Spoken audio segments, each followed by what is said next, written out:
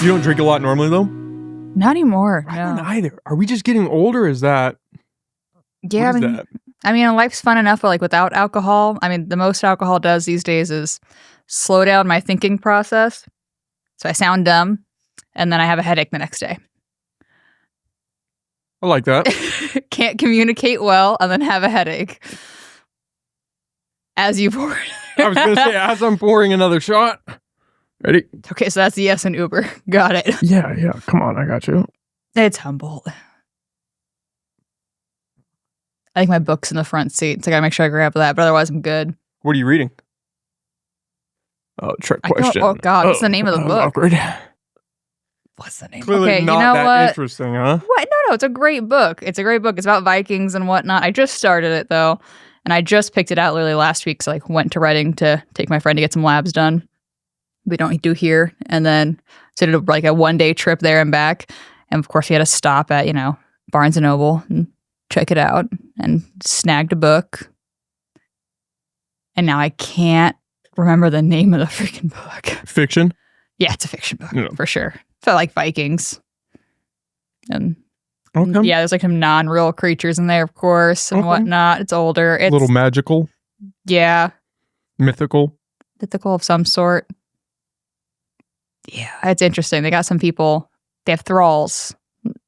They just got this dude, and like he's not 100% human, and they got like some chain thing on him, which I didn't know that was a thing yet, but I don't know. How far into it are you? Like maybe the 7th chapter. Yeah. 7 out of 10? 7 out of 15. It's definitely more than 50. I feel like there's got to be book. like, it's not like thick, but it's like, like at least 1.5 inches. And like, we're probably a centimeter or 2 in. I'm reading this new book, and I'm on I'm maybe 200 pages in. It's got 750 pages. Every time I think about it, I'm like, oh, we're going to be here for a minute. I prefer to not know. Like, don't look at like that's how where many. I Yeah, because that's I if looked you at the don't back. know, you just keep going. It was so thick, I I flipped to the last page just to see, and I psychologically set myself up. Yeah, fuck that. Yeah. So now every time I look at the corner of the page, I'm like, oh, I'm not even halfway there. But it's an interesting book, so I'm not mad about it, but it is daunting every time I pick it up. It's a solid read. Gonna take a while. Yeah. Do you remember the name of this book?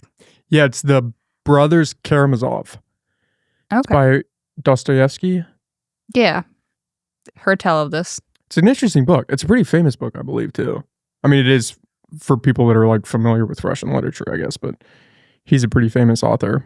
Yeah. Interesting book. I couldn't really explain it if I tried. Well, not now. Now that there's tequila. We're already going. It's gone. Sorry. Yeah. Words killed. Least favorite thing about alcohol. I really don't drink anymore, except for occasionally on the podcast. I'll have a beer every now and then, but outside of that, like I can't tell you the last time I was seriously inebriated. My Christmas party. But we also had to raise, like, we had a Crazy? quota to meet. Yeah, we had a quota. We were like, supposed to be a certain amount of drinks purchased, but people were not, it wasn't happening. Was this for work? Yeah. How's work going?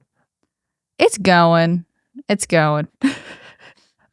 Classic, like, white people answer. It's like, I was just gonna say, yeah, that's pretty much the stock answer. It's going. there. Yeah. Yeah. I show up. We keep trying.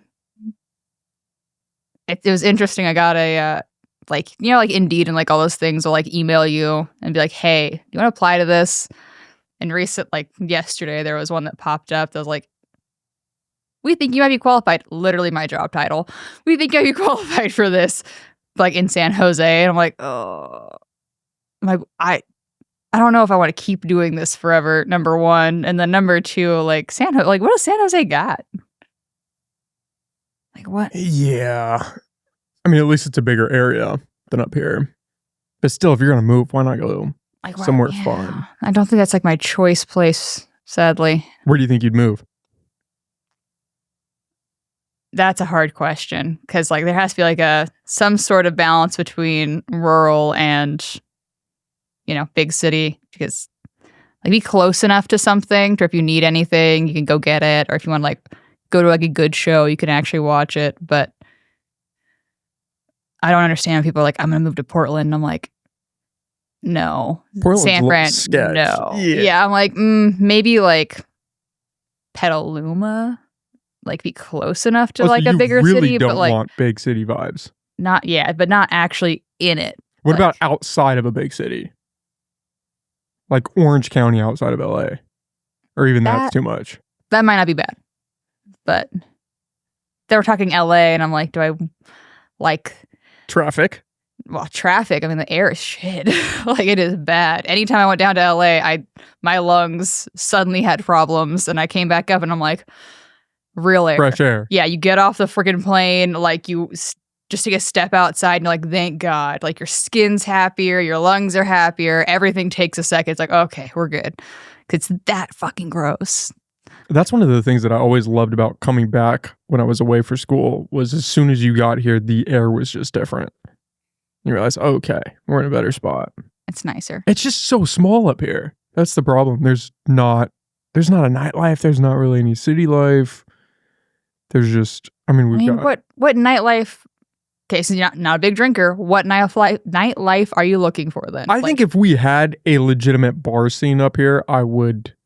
No, I probably wouldn't. I don't know if I would be going out more. My face instantly grows. Yeah, like, I don't know. I don't actually know. It would be nice to have options of things to do. Go catch a show. Go see somebody perform. That would be nice. Like more plays, more like impromptu things. Because like even being just down, this is years ago, visiting a friend in San Francisco, just the 3 nights that we were going to be there was so much stuff happening. Like you could go to a concert, you could go to a play, you can go to some any day of the activist, week. like whatever it was, There's whatever you wanted to. on. Like there was something going on. Yeah, so like it just was there. Or if you want to be simple and just go watch a movie, they actually had, things playing. No offense to our theaters. There's something wrong with them, I swear. Just schmall. We just don't have the options. Because what are you going to do? Go to Broadway cinema? Catch a movie? I am. Yeah, absolutely. I'm gonna, for sure. They're the Minor Theater, I think. That's the one in Arcata? That one's fire. Yeah, I think that's... I don't think I've actually been there, but I saw that they've got some classic movies on their docket, and I was thinking, I gotta go. I might have to make a trip. Yeah, everyone always shits. I was like, well, why would you bother going there to like see this if you can just play it on your TV? It's like, it's the experience. There's something about it, about being actually like there. At a theater. Yeah. Yeah. And then the one in Arcata, their snacks are fucking fire. Okay. Like they serve food while you watch the movie? Yeah, there's like better food options. Like bevies. Back when I was a drinker, they had like ciders and whatnot. Oh, okay. So not just your typical popcorn. No. They got a hot dog and whatnot.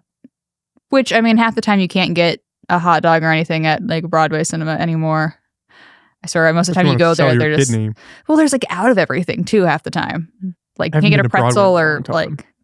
I went to a theater down in Sacramento, and it was a full bar and full kitchen, pretty much. So you could get like burgers, pizzas, shots. You could have mixed drinks. That's dangerous. Just sitting there taking shots. But then you have your burger to sober up with. You're just a little bit. There eating your or you just sit there and white knuckle through it, or constantly make trips to the bathroom. When I was living in Oregon, I had a friend. A bunch of us went to the movies, and we were playing the odds game. Do you know what that?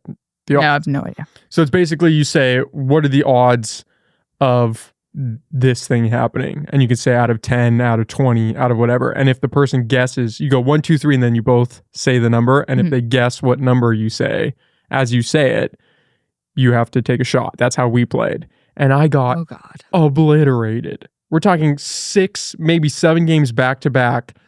The person I was playing with guessed my number right out of the gate, and I was just pounding shots. And we're in the theater, and it was just bad. A buddy of mine got so messed up, he threw up outside in the bush. We got a little sideways playing that game. It's a fun game, but that's dangerous. Yeah. Well, and then you obviously have a readable face at that point. Like, there's no way if they're guessing it that many times. Like, there's some sort of tell. Yeah, and then it starts going. You're playing out of 5, and it goes sideways really fast. But I could see you living in a place like Sacramento. Because Sacramento's not, Usually. it's a city, but it's not as big as San Francisco or as LA. It's a little more spread Yeah, out. I've thought about Sacramento before, but the Sac's air pretty was cool. also not as good. Not great. I am a shit talker on air. Like, it is a thing that is like, the air quality matters. My lungs are gonna have to deal with this. You kidding me? It's funny hearing you talk about, are you still not smoking cigs? Yeah, still not smoking cigs. Wow, congratulations. Yeah, I don't even know the last time I lit a joint. No weed either. I didn't say no weed. I just like an edible or two here and there. Okay. Like, yeah, like there's probably some THC in my system from an edible like a week or two ago, or like a week ago. I shouldn't say a week or two. It's only been like a week. Yeah. Let's not Like- stretch it out. Shit, even that's like, not okay, that. last Actually, it night, might who have been. cares? Oh no, actually, it might have been 2 weeks ago. Actually, like fuck, was it as long? It doesn't matter. New Year's. Yeah, so like a week. Yeah, a week and a half. We can change. Yeah, that's not bad. Okay. Is that your go-to is edibles? Not really. I just don't. I just be vibing. What does that mean? Just be sober. Oh. I don't know. I just live. I don't know. Lots of caffeine and water. Caffeine's a big one for me. Caffeine's I dangerous. had this conversation with somebody the other day, and we were talking about addictions. And I think if I'm addicted to anything, it's probably caffeine. I don't think I've gone a week without caffeine since maybe 7th grade. Dude. Okay, I've gone longer than that without caffeine. Like Yeah. I just did a stint. I say just, it was like October, like November maybe. Close enough. But yeah, like I just did a stint of like Yeah. no caffeine for like a month straight. How was Ish. I was just tired as fuck. I was very, very tired. But I had been dehydrated from not having enough water and because I was that? Not drinking. I was drinking the caffeine instead of the water and not like caffeine and water. That'll Rockstars get ya. don't replace water. Is that your big one? Is Rockstars? Yeah. I'm a Monster guy. I can see that. And Yeah. I'm like, that looks like, does it say no sugar or is it? Yeah, no sugar. Have you tried these ones? It looks the same. Oh my God, it's the exact same flavor. And it's got 0 sugar. It's amazing. Do you want to try it? I'm okay. Okay. I got another one in the I fridge. have a too. ridiculous amount of beverages I know, I right was now. gonna say. Yeah, I'll probably end up taking that other one. Just like Jesus.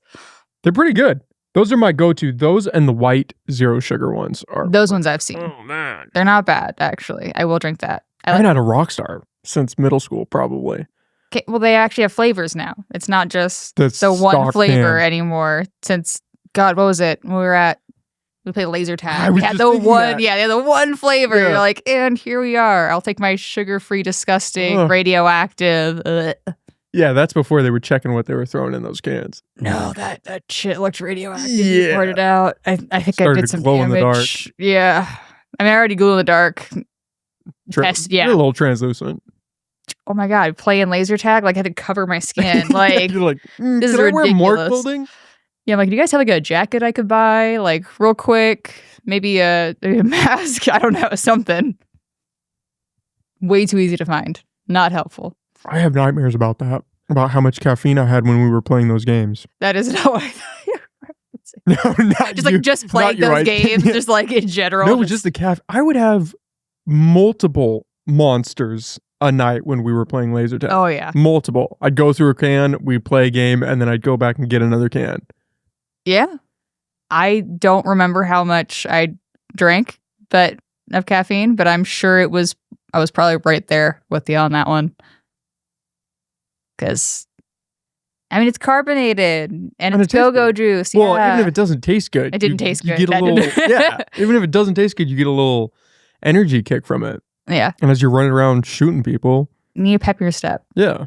And we You're- couldn't drink. It's not like we were playing wasted. No. It was the best you got. It was just caffeine. Caffeine addiction. How? We were in high school. Yeah. I guess we could. I don't think we ever drank and went there, did we?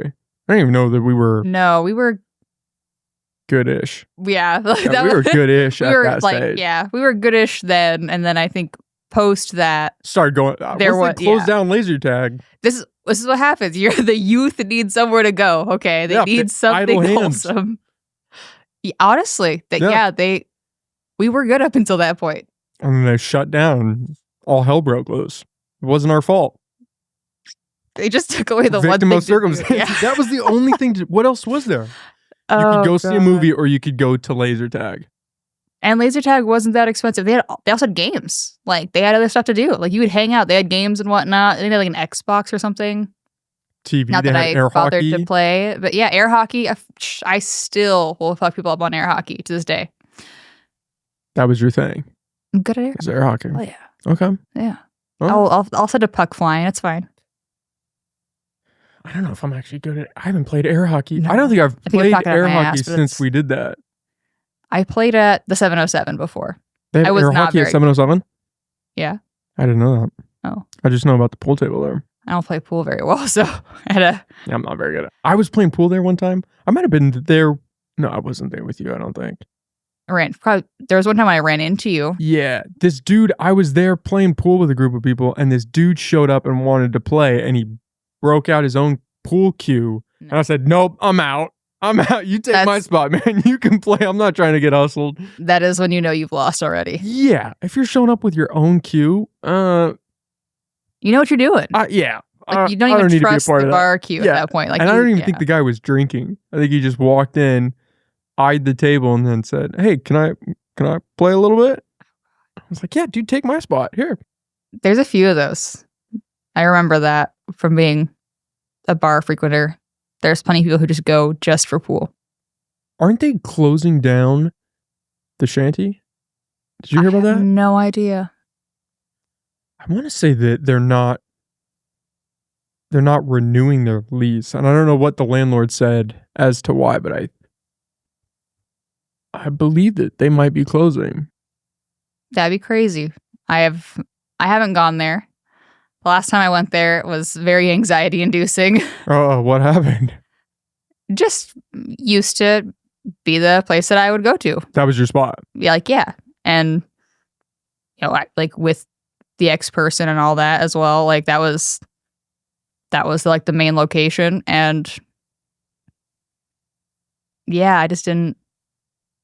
I don't know. There was a lot of anxiety. There's a lot of different things. Like, so I just did not bother going there because I didn't want to.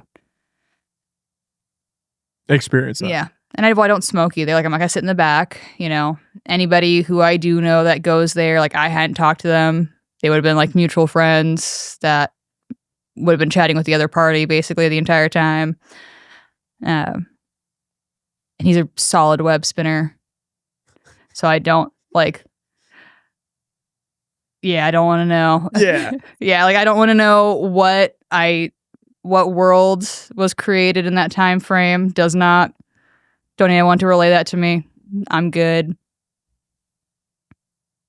I know we got like at least one person to sleep with him with going like on an abuse thing, and I'm like, okay. So I'm like, I'm good. Yeah. Yeah. I'm You like, I can don't go need other to. places. Like, I don't necessarily need to experience like that. My one time going there was with you.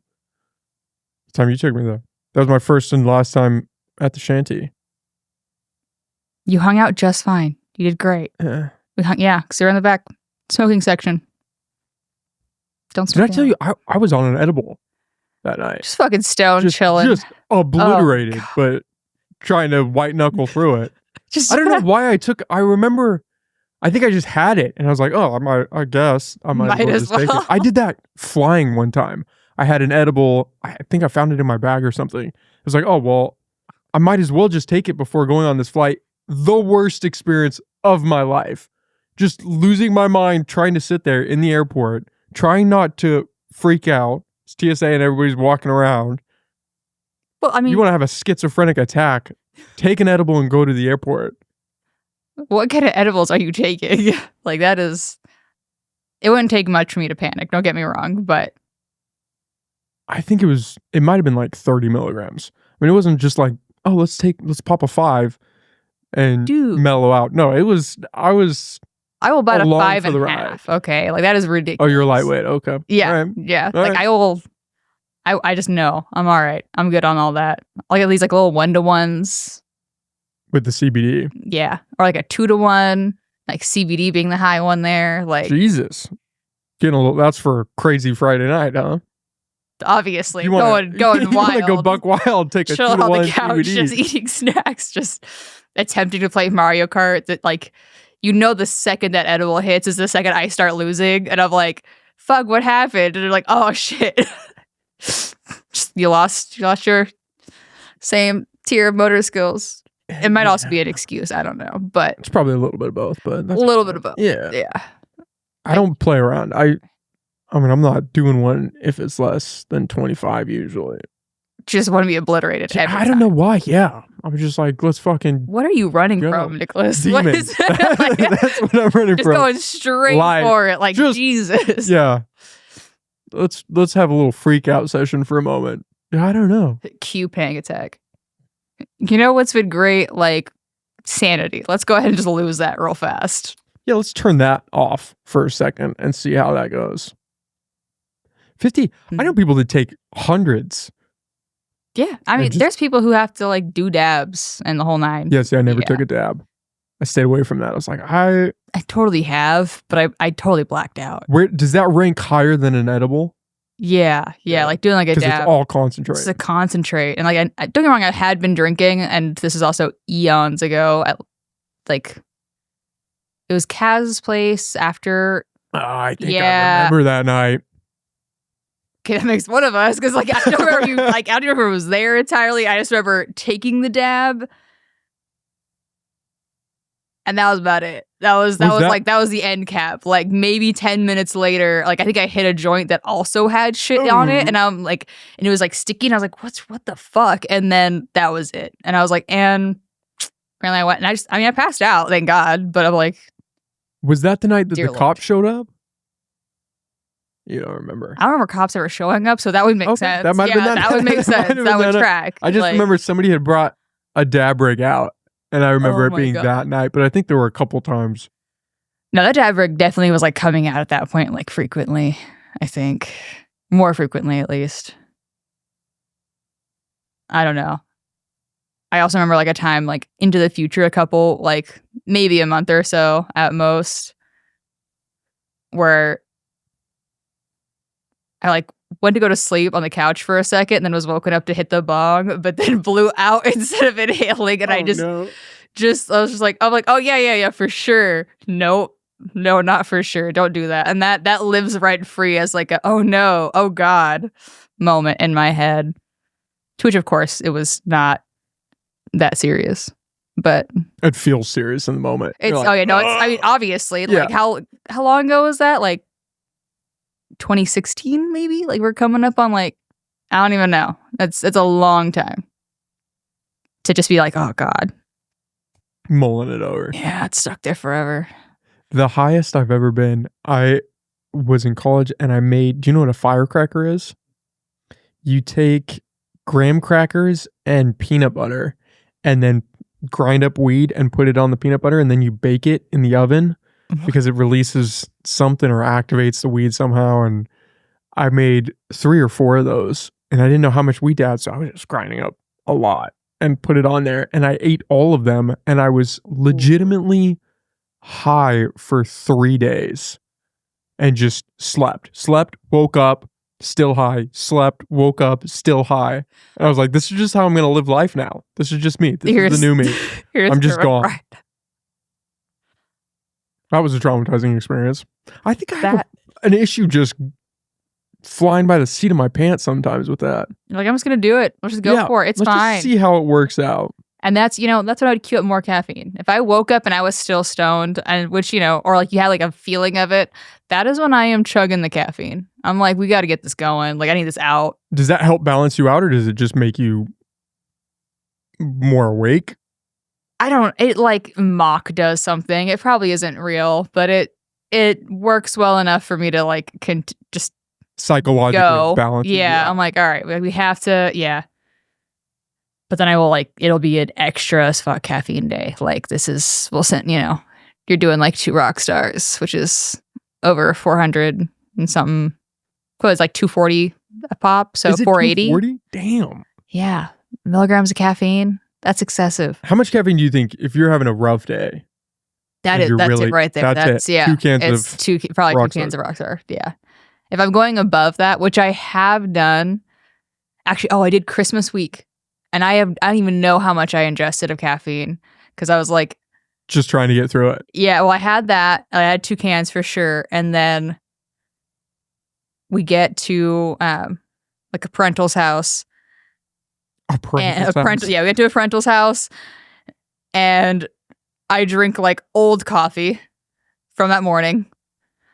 It's still there. I drink like 2 cups of that.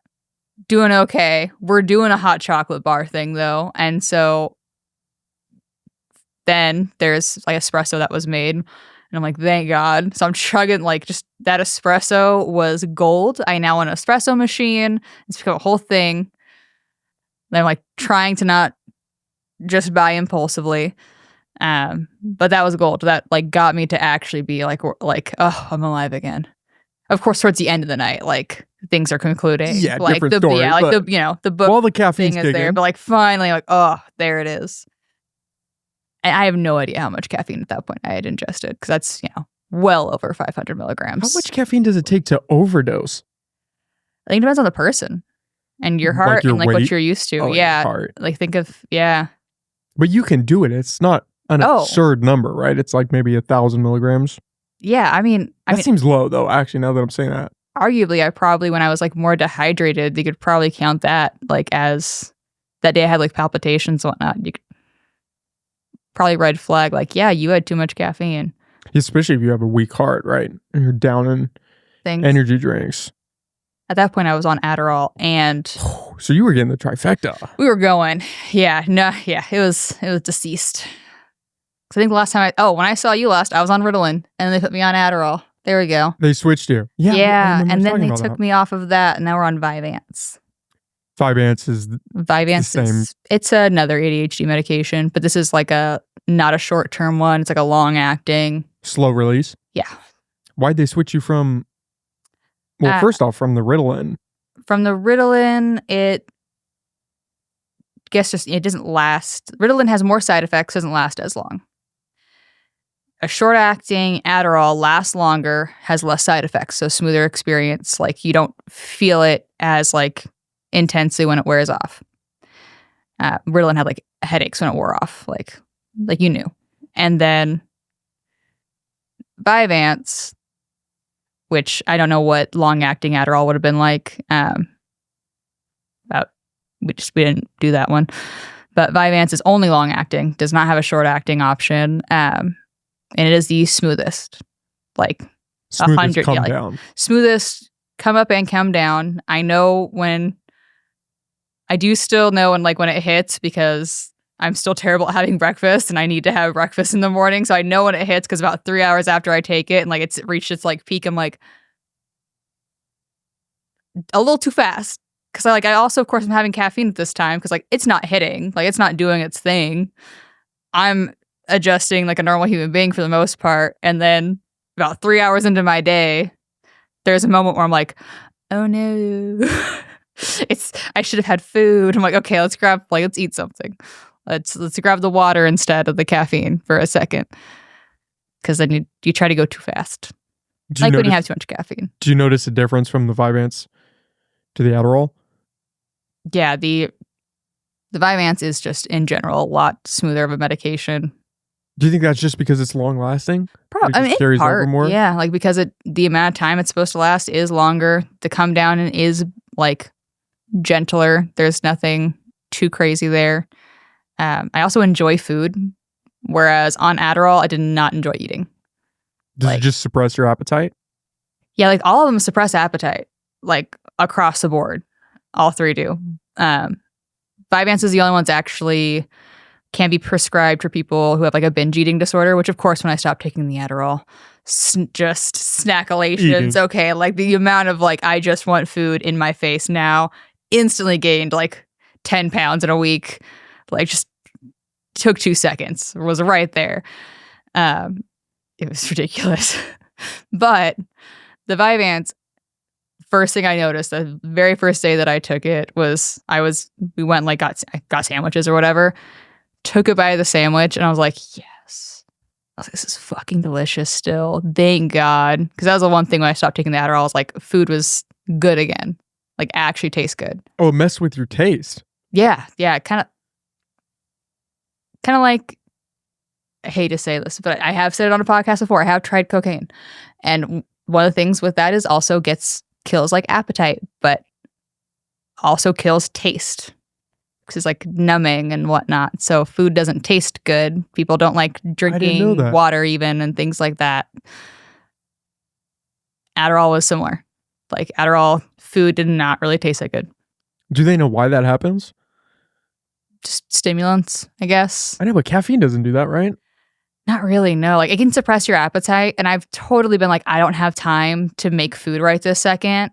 And grabbed my energy drink and like just chugged it real quick. And I was like, okay, I'll make it. Yeah, like I'll get there. Like I've done that. Like I don't have time for it. And they're like, why would you? And I'm like, look at the day. Look at all the things I had to accomplish today. Like no, when was I going to fit that in? It appetite, so like but I don't think it changes your taste. No, food doesn't taste shitty when I drink caffeine. Like it's not gross.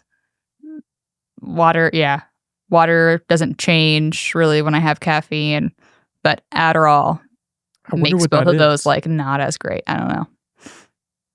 It's a weird effect though, for sure. But it doesn't carry over as much for the Vyvanse. No, Vyvanse I can eat. Like, and it doesn't affect the taste. I'm clearing my plate just fine. Like we're good. I'm not binge eating though. Like I'm not just on the snack train. Although it doesn't look like that if I'm at work, because I'm probably eating. I have a ridiculous amount of chocolate, and I don't snack at home, so I take it to work, and so that has been going slowly but surely the past couple of weeks. Because Christmas, man, I get so much chocolate for Christmas. So, yeah, at work, I have the snacks going for sure. But even that in comparison, nothing to coming off of Adderall. The food cravings were insane. The look on my psych's face when I was telling her that, she's just like, oh, I'm so sorry. Because there's a shortage of like medication. So there was a gap between the Adderall to the Vyvanse before like I can get the Vyvanse delivered. And you couldn't even get it like at a store, which they're actually changing. Blue Shield, God bless them. They're just so much fun. They're changing like who they're using. And I guess you can't do like shipment medications can't go through CVS anymore. Caremark, they have to go through Amazon, which I know. Amazon. Yeah, Amazon has a shipping thing for meds, so I think that's interesting. Number one, number two, Amazon doesn't want to deal with like the licensure necessary and like the upkeep to do controlled meds, which is what Vyvanse is because it's for ADHD. So they're like, yeah, no, we're good. You're gonna have to go to a store again, which is harder than getting them shipped. And getting them shipped is a pain in the ass. Seriously, like, this is ridiculous. Every time like there's a refill on the meds, there's like a guarantee there's gonna be like a week of like nothing. At least. The delays. I remember reading that they were having a shortage with Adderall there for a while. Is that why they switched you to Vyvanse? Or was that not a factor? Not a factor. I'm trying to remember like all of our conversations. One of them was like the dehydration thing and everything. And just there was like a hard stop to my day. Like after a certain point when that would wear off. And taking like, because it was a short acting, if you're going to deal with getting a long acting medication and you're trying to decide, I guess, between Adderall and Vyvanse is just generally longer acting. Yeah, it's a better, not necessarily even longer acting, because I think Adderall has one that's like longer, but I don't care as much about like the extra, like I'm hyper focused, let's go. I just want the like, let's go. Like just and it be like, yeah, like, let's just go. Like, let's just get out of bed and go. Like you don't need the ramp up. Yeah, like I don't need to be in an excessive ramp up. I don't need to be like wired to the 9. If I need a wired moment, like I'll grab caffeine. It's fine. Like I have sources for this. I just want to like get out of bed. I want to not have executive dysfunction. Like I want to be able to like get up and like go do my dishes and not be like, I need to do my dishes, like in the back of your head. I need to do this. I need to do this. As you're scrolling. As you're just sitting there like, yeah. No, like I just need the thing that can get me moving and, you know, keep thoughts chilling. And like the anxiety was way higher with like Adderall and like Ritalin. Whereas with Vyvanse, it doesn't ramp up the same. That's interesting. Which is weird. It's like that's just how those different thought processes kind of like go through. And what affects them. Yeah. Adderall's just got the brand recognition. It does. You know? Yeah. I mean, Adderall is like the main one. Everyone always, they're like, yeah, we got to get the Adderall. Yeah. Blew it out of the market. It's just, and it still is. I mean, it's like number one, but I guess it depends on like what are your needs? What are we trying to fix here? And if you're going off of symptoms and trying to like address those, if I was somebody that was just in school and I needed something for very short windows to like cram, then I could see Adderall being like more beneficial. Like that short acting for sure, like 6 hours at a time, like little intervals, like, yeah. But I need to be functional for... You want like, the rest of the day. I need like 12 hours of my day to be functional. Yeah. Like I need, like if I'm awake, I need to be doing shit. Like I have a house that I run by myself with a dog that I have to take care of on top of myself. And then there's a building that needs to be taken care of and in a practice that needs to be taken care of. So there's like, 20 staff members that, including myself and things like this all matters. All these things need to happen. So if I'm shutting down at any point, and then I do try to take classes and also like do that portion. Are you going to school? Not in this moment, thankfully. Okay. Try to. Not in this moment. Yeah, like not right this second. Looking at another class actually for apparently to be a property manager in California, you're supposed to have like your realtor's license. So I have heard this. Yeah, so I was looking at the requirements for getting my realtor's license so then I could be an actual property manager and then kind of go from there on that front because technically I do manage a property. I, at this moment, probably not doing the best job because I need to get an inspection, an additional one going and some fun things like that and pick up the trash people left recently. That totally walked by, but... For the property that you live in, you're kind of... No, for the one I work at. Oh, snap. Yeah. So... What do you think you would pivot to if you got out of this job? What's kind of your ideal setup? I was looking at like a nuclear medicine tech or something. It's NMT. They do some of like the imaging, like the nuclear med techs do. They do some like the imaging stuff. They could do some like treatments from what I was reading about. I was just looking at different like diagnostic like testing and whatnot in general. Because I have like, there's registered vascular technologists that work at my clinic currently. And I know that's a good job to do, obviously, like having a specialized thing like that for ultrasound. But also look at the machine. I'm staring at their screen. I'm like, there is no way I'm not learning that. Like, I'm okay. Like, my eyes hate that screen. It hates looking at, like, the veins and whatnot. I'm like, I'm okay. Like, maybe not that one specifically, but there's, X-ray techs and X-rays don't look as bad to me. MRI imaging does not look nearly as bad to my eyes. Like, those things it likes more. And that's, can be a more routine schedule. Or even have on-call time. And I am not totally against that. Like, and that would also make decent money. Is your schedule a little hectic right now? To accomplish what I need to accomplish, it does require overtime. And I do care about having a bit of a life and not living in a mess at home. So it is difficult attempting to balance, especially like when you set up everything, like all the things are covered, even like with somebody being out and then like 3 people call in or something ridiculous. Or there's an earthquake or a power outage again, or, the high winds, we actually have to call in, this pole is going to fall over. So we had to start a power outage. Like all the crazy things that happen. You're like, okay, yeah, like we were maybe going to not do excessive amounts of overtime. But here we are. Like if I sit here and I look at like a couple of the weeks where like just to try and figure out how much my hourly rate would have been if that was only like a regular work week. There's ones where it's just, I should be making like $20 an hour more than my actual wage. And I'm like, that's ridiculous to me. You don't get a like, bump for overtime? No, I mean, obviously I get the overtime. Like I get the overtime pay. So that's where I'm like, getting the numbers from. But I'm like, I shouldn't do that frequently to that extent. I shouldn't be working to where I might as well, if I was working a regular shift, like a regular set of hours, that I would be making like $20 more than I am. Like that's $20 more an hour is a lot. That's ridiculous. Yeah. That's more than what I should be doing. I should be doing my 8 hours and everything getting done and occasionally doing like an extra hour or two. Like that's reasonable. But we're not doing that. So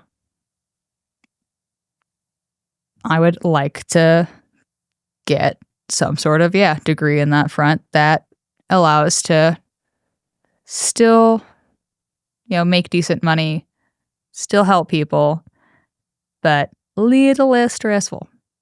A little more time for you. Yeah. And for a social life. Yeah. Like even if it's working like 10, 12-hour shifts that are scheduled as 10 to 12-hour shifts, like not just me going, fuck, I gotta grab my dog from daycare real quick. I'll be right back, guys. To basically an empty building. Yeah, I'm back telling to this work. to, and then I go, pick her up, take her home, feed her, and then go back to work and like work an additional, 4 or something hours. Like that's in an empty office building. It's weird. It's not the vibe. It's not hidden. Yeah, that's a lot. Yeah. Is this pressure from your boss or from management coming down on you to pick up the slack with work, or this is just self-inflicted? Oh, okay. Like, So it's a little more. Like it's the owner and it's me. So, I mean, if somebody doesn't do their job as a manager, that's your fault. On you. Yeah. If someone doesn't do what they're supposed to do, it doesn't matter if you give them every tool under the sun. If they don't do what they're supposed to do, that comes on you. And it doesn't matter like reprimanding and all that. At the end of the day, it doesn't matter what other actions you've taken for this. Like you can cross your T's and dot your I's. If it's not done, it's still your fault. Like, or if it's not done correctly, it's still your fault. It doesn't matter if they told you to sit and spin and you wrote them up or whatever. It still just goes to you. I mean, you're they told you to sit and spin. Yeah. Someone could tell you to fuck off. I knew, but I like 110%. They can tell you to sit and spin. They can tell you to shove a cactus up your ass. It doesn't matter. Sit and spin's a good one. Yeah. I'm going to lock that away for a rainy day. In case I got to tell somebody to go sit and spin. Yeah. Whatever they want. It doesn't matter.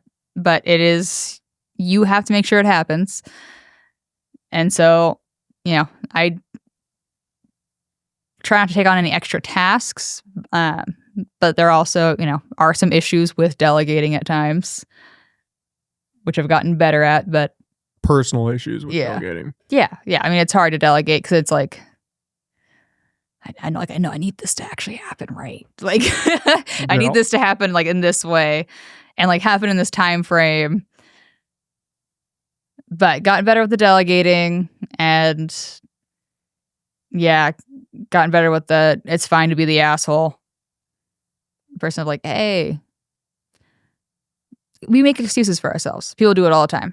Like the amount of times someone will make an excuse for not doing something or not getting something done, it's huge. And they do it like crazy. And you have a rough day, like you want to sit there and BS. And I'm like, if I sat there and I timed people on how long, it's like I'm right behind like the main hub where people are at. Like I can hear them, half the time. If I sat there and timed every time they were not at their desk, just bullshitting and so on, and then they didn't have like whatever their job duty is done, the correlation's there. Like it's apparent. And there's probably something else going on. There's probably they're stressed out about something. There's probably something at home going on, like whatever, and it's going to be a bad week. And you have to find the balance between go to your fucking desk and do your job and this much is okay. And like, so you have to find like the line of like, where does this need to stop at? Where do you bring the hammer down? Yeah. Like, where is this okay? Like, where is this acceptable? And this is helping somebody actually, be more productive. It just doesn't seem like it in this moment. Like they're going to have a less productive day or hour or two, but overall they're going to be more productive because they're not going to be like shutting down at their desk then. Like where is it at line wise? And that is difficult to find. And there's also the times where there's just too many people talking, and you know what? I will be the person who goes, guys. Let's shut it down. Everybody get back to work. I shushed people the other day because I was sitting at somebody else's desk because they were on a break. So and I saw somebody had needed to come up to get checked out. So I was like, okay, I just walked over there, dealt with that. But at the same time, there are 4 people chatting right there. And I'm like, not about work things. It wasn't necessarily inappropriate, but it was on that edge, riding that line. And I'm like, yeah. So I was like, I just turned, did cut it. And then I turned back, the patient laughed. You could tell people were not very pleased, but instantly stopped. Patient laughed. They got checked out. They were fine. Everything went fine. And I feel like an ass in those moments. I'm like, but somebody's got to do it. Yeah. There's so much chatting. Yeah. What are you going to do about it? It's just also why don't talk over each other? It's a pet peeve of mine. I hate when people talk over each other. Even if it's not actually loud, it feels louder. And that's totally my own OCD moment, for sure. But it sounds more excessive. That's a hard problem to have because a lot of people talk over people. Yeah. You can be just an everyday conversation. There's quietly going, but there's 3 of them quietly going. 3 conversations separate. And you're like, why are you guys talking so much? How could you think right now to that extent? Jesus. Oh, I'm so busy. Are you though? This is when I become an asshole. Those are my asshole moments. I'm like, are you? If you're management, somebody's got to be the asshole sometimes. Yeah, someone has to ask, are you actually yeah, and I've sent that email before of if you're gonna ask for overtime, you got to remember how much were you sitting there on your phone when you weren't supposed to be? Be honest with yourself here. Do you actually need overtime, or are you just slacking off a little bit? Are you just blowing smoke because you didn't want to do it while you were here and went, oh shit, I'm behind on some things that you really can't be behind on, and then you're asking. Which is hard. That's hard to self-reflect in that degree. It's hard to be honest with yourself on that front. But if I was doing a job a diagnostic technician of some sort or technologist where I was doing ultrasound, or if I was doing x-ray or whatever, it'd be apparent. I would only have X, Y, and Z that needs to get done. I had to write up certain things, and then that would be it. And there wouldn't be anything there'd be no side things that popped up. You would just have your tasks for the day. The things that would pop up would be urgent cases, which I still have to deal with anyway. In the position that I'm in, I still have to facilitate if there's not a provider in the office. Get a hold of them. How do we deal with this? It depends on what it is. If they need a urgent procedure, do they need medication? What? I still have to deal with those things. And I would still deal with those things if I was in, a different position, doing diagnostic imaging. But that would be it. And then I would document my, what I did. I would document my reports. I would do my little things. And then I would be done. And I would not go home and think of all the things that were not done, or all the things that needed to get done, or all the follow-ups that needed to happen with X, Y, and Z person. And, double checking that somebody documented their conversation that they had with a patient or something like that, which, seems so easy, but the amount of times a proper note doesn't get done. And in any office, honestly, that, you call in, you've had the same conversation 5 times at your primary care provider's office. I can't stand that. So I don't like having that in my office. I'm if you are doing something for a patient, it should be noted that you're doing that. If, you should have that documentation. That way people know. And that way that patient doesn't have to advocate repeatedly. And none of your peers have to, do something redundantly that's already being done. It just, yeah. And CYA, because then you don't want to have somebody say, oh, you never did blank. Sometimes you're like, oh, no, I totally faxed that. And you did, but you didn't note that you faxed it. And you didn't put it in their chart. You didn't scan that in there. So if it's not documented, it didn't happen. So as far as I'm concerned, you didn't fax it. It kind of sucks. But that's the first thing that you learn when you start going to medical. Anything. When I was in psych, that was the first thing that we learned. If it's not documented, it didn't happen. So if a patient punched you, but you didn't document that they punched you. Didn't They happen. did not lose their privileges. They're going on a walk, okay? Because you did not note that assault, and that is on you, dude. Like, Write it down. Yeah. Like, it has to be in their chart. Because if you didn't, Because how are you going to know? I don't know. It's a basic thing. It's so simple. People seem to struggle sometimes with simple things. It's time consuming. Yeah. You want to sit there and spend, the second it takes to do that. And then your peer is going to, go later. Well, nobody told me that they wanted to order a blank. That's ridiculous. Like, well, you didn't put it in this one place right here. Half of anger would be solved. How long have you been working here? In this office? Position, yeah. In this position since 2022, May 26th, maybe 28th. What about in this office? July of 2020. Damn. Yeah. So in this office, July of 2020. In this position, May of 22. In the medical field, since we were in high school. Because mom's been working in medical since, I was probably before I was born, but yeah. It's fun. It's a good place to work. I mean, medical is in general, whether it's just psych high or stress. I feel like most positions somehow are high stress. Do you think some of that is just self-inflicted with who you're working with or the people you're around? Oh, I'm sure there have been places. Well, even when I worked at a locked unit, like mental health facility, there were times when that wasn't very stressful, just because the people that I worked with,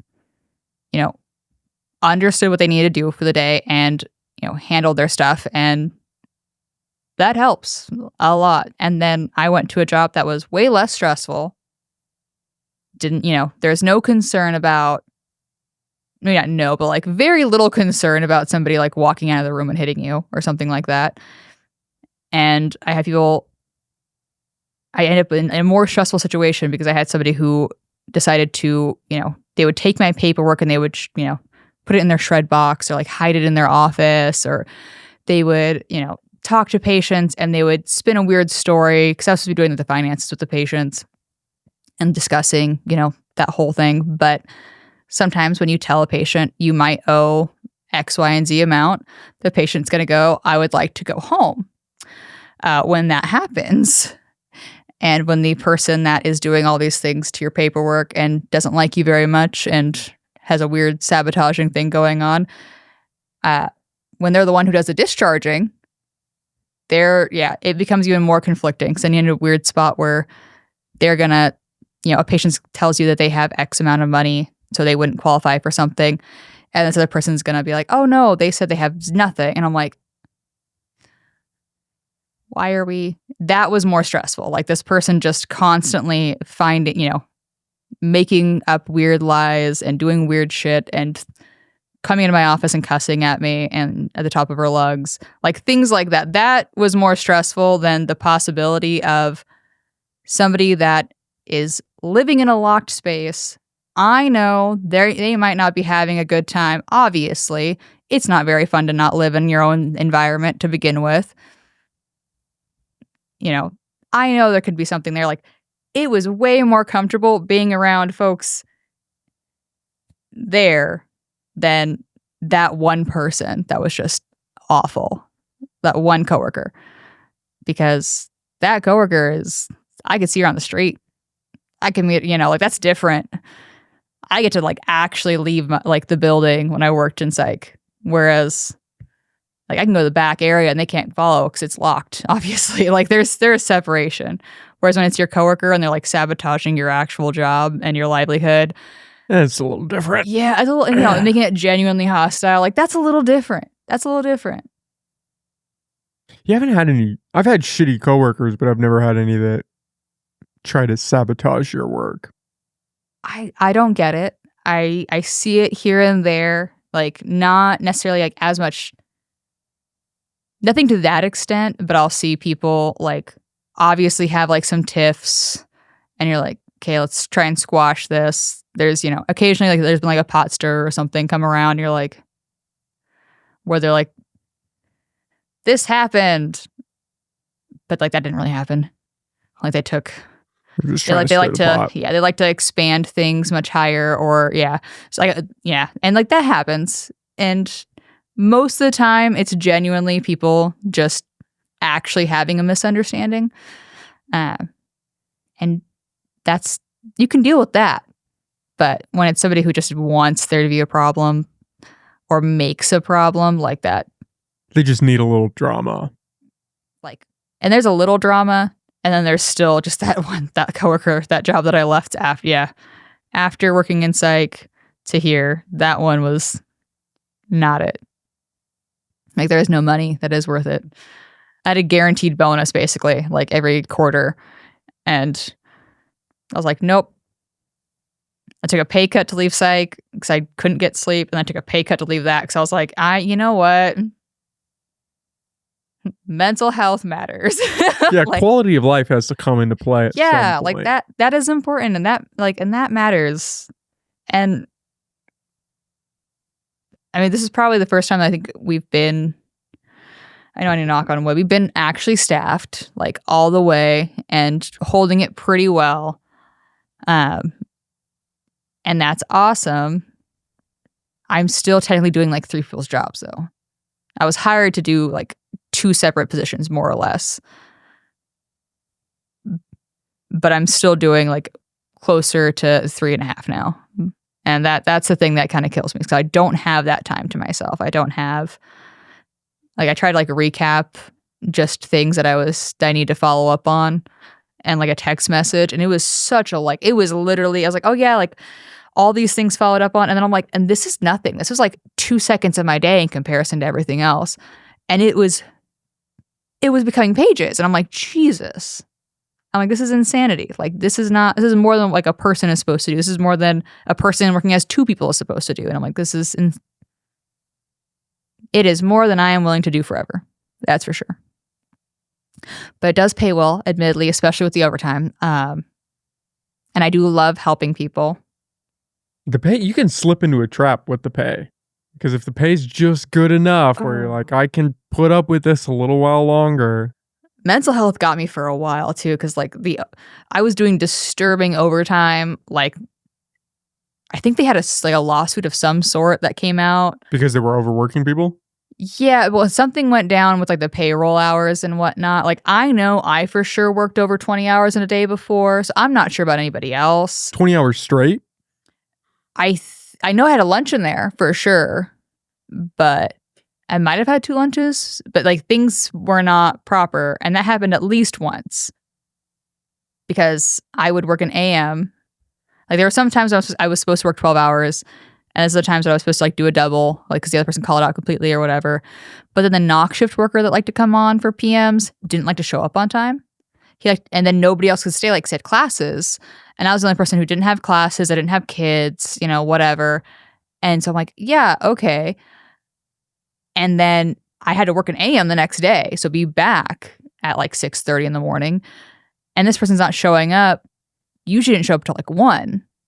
And so if they were running late, like, you're really fucked. Yeah. You're not getting a lot of sleep. You are extra fucked. Like, your time frame between getting to actually leave the building, get home, like, it's more than what you're supposed to do. And I remember getting like I remember getting some sort of thing in the mail, and I think something in the like via email about being a part of a lawsuit at one point. And I'm like, I'm good. Like, I'm already out. Like, they didn't change my schedule, so I left. Because I had asked, I was like, the next schedule, like, I'd prefer like all AMs, but if I could get all of one of like AM, PM, just have it be consistent. It. Yeah. And then they gave, directly following that, they gave 2 people who had just started in the past 6 months straight across schedules, and did not change mine. Because in the middle of my week, that changeover happened from PMs to AM. And that guy never showed.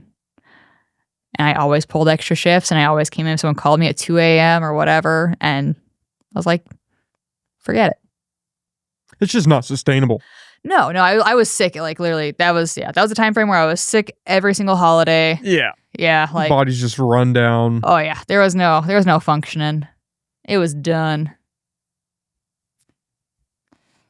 And so yeah, if you overwork yourself, you end up bailing eventually. The pay will not be worth it. Because I mean, I was making, it was like 2019 maybe, making like $19 an hour without, at that point in time without a degree, like pretty good. Yeah, that was solid. Like that was no degree. Like that's pretty good back in 2019. Now that's like standard. That's bullshit. That's not that great. But even now I see listings for $16.50. You're just thinking, oh, sucks. Yeah. Sucks to whoever's gonna go work that spot. No, it's not like like it's not terrible to do like a $16.50, but it's tough. 19. I remember back in like, okay, it wasn't 2019 when this person said it, but it was like 2018, maybe 17 at the earliest, when I had a friend go, I would retire if I can get, like, I'd keep that job forever. I can just get $19 an hour. So when I hit that mark, like right there at 19, not including the overtime I was working, that was just my actual, like, I think it was 10, it was like 18 and change, but it was like right there at the line, like so close. And then I was working a disturbing amount of overtime. And then to look back at that now, and I'm like, that ain't shit now. In comparison, now I'm like, good luck. Fuck. I'm like, damn. Like, how would I even pay my bills? I see the listings, like, I'm like, damn. Not the same. It does not hit the same. Money is not. Doesn't go as far. No, none of it does. It's crazy because, like, you should see a position for like 20 something an hour and like you should be stoked. Like, that was a good gig. We didn't pay nurses that much, like, years ago. Like, LVNs didn't even get, like, there were some that were getting, like, 18, 19. What feels like a second ago, which is crazy. But it's also 2026, and my concept of time is apparently shit, because this is 2025. Okay. Fuck me. For a second, you almost had me for a second. I was like, wait a minute. Eons. See, there we go. That's the point. There's no concept of time. It's not even real. You almost had me too. I almost didn't even say anything. I was like, wait a minute. What year are we in? So confident. January. I don't know. Whatever. You said it pretty confidently too. Okay, like, yeah. 2026, shit needs to change. It's ridiculous. Well, at least I'm not writing 2024 on my papers anymore. We've improved slightly. We also just skipped an entire year. It just feel like 2024 none of it. I don't know. Like, well, COVID and everything else. It all just kind of. It's all of it. I feel like and I don't know how much of that is just us getting older. I feel so fucking old saying that. Like, that whole last spiel just made me feel ancient. Talking about pay.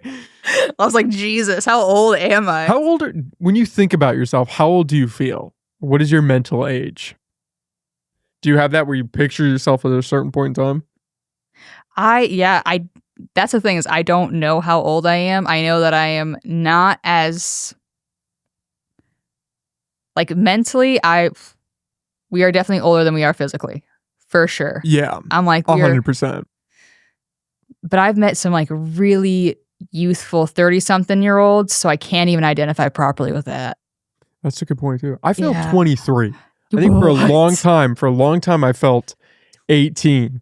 And then I've been around 18-year-olds and I realized, I'm fucking not that. No. And even saying 23, maybe 25. Maybe 25 is more accurate. I mean, I feel like I should be in my 30s. But when I picture myself, I think I picture myself mid-ish 20s. Early mid-20s. Early mid-20s. Yeah. Early mid-20s. Yeah, I can't even place it anymore. I have to sit there, and if someone asks me my age, I have to do math. I have to think about it. Yeah, I don't know. It doesn't come. I guess 25 usually. Don't get me wrong. And then I realized that's not right. And I was guessing 25 before I was 25, and I've been guessing it still after. And I'm like, I don't. And I wanted to guess like 30 the other day, and I'm like, well, no, we're not quite there. I'm like, fuck. Something. Do you think that's just our generation, that we've just been around for a lot, that we've kind of mentally aged more? Do you think that's everybody? I think it just depends on your choices. That's a good way to put it. Yeah, some people do everything they can to kind of stay young and stay doing youthful things. And then other folks don't. And so it definitely depends. Youthful things being? It's usually stupid shit in my mind. So it's like the drinking and like you kind of just get stuck. And I think they genuinely do get stuck to an extent, because if you start drinking and you stay drinking when you're young, I don't know all the science behind it, obviously, but the amount of which someone can learn new things if they are constantly like doing things like that to their brain, there has to be a slowdown. There has to be like a delay going on. Just like there's a delay in your motor skills and everything happening. And I think you kind of see it with the delay in their personality growth. Things kind of stagnate and they could even regress to an extent. They're almost stunted. Yeah. Because I mean, just look at what alcohol, does to your body and does to your brain. I made a terrible joke the other day because of this, where like on that drive with my friend to Reading and back, they had made a comment about my ex had learned how to drive like in our relationship, like a couple years down the line into our relationship. Mind you, they were like 5 years older than me. And they finally like learned how to drive and get their license and whatnot. But they were an alcoholic. And my friend had made the comment, because they were a mutual friend before. And they're like, I remembered like, riding with them as a driver and just being like, oh my God, like how could you be such a bad driver? And then when they finally learned that person had just recently gotten their license, it being like, oh, that makes so much sense. But still being confused because it didn't take what seemed like as long for most people who learned how to drive when they were younger, like in your teens and whatnot, you kind of got it down. If you had to like go to work and school and things like that on a regular basis, you were doing it every single day. The muscle memory built up. But most of us also weren't drunk more hours out of the day than they were sober.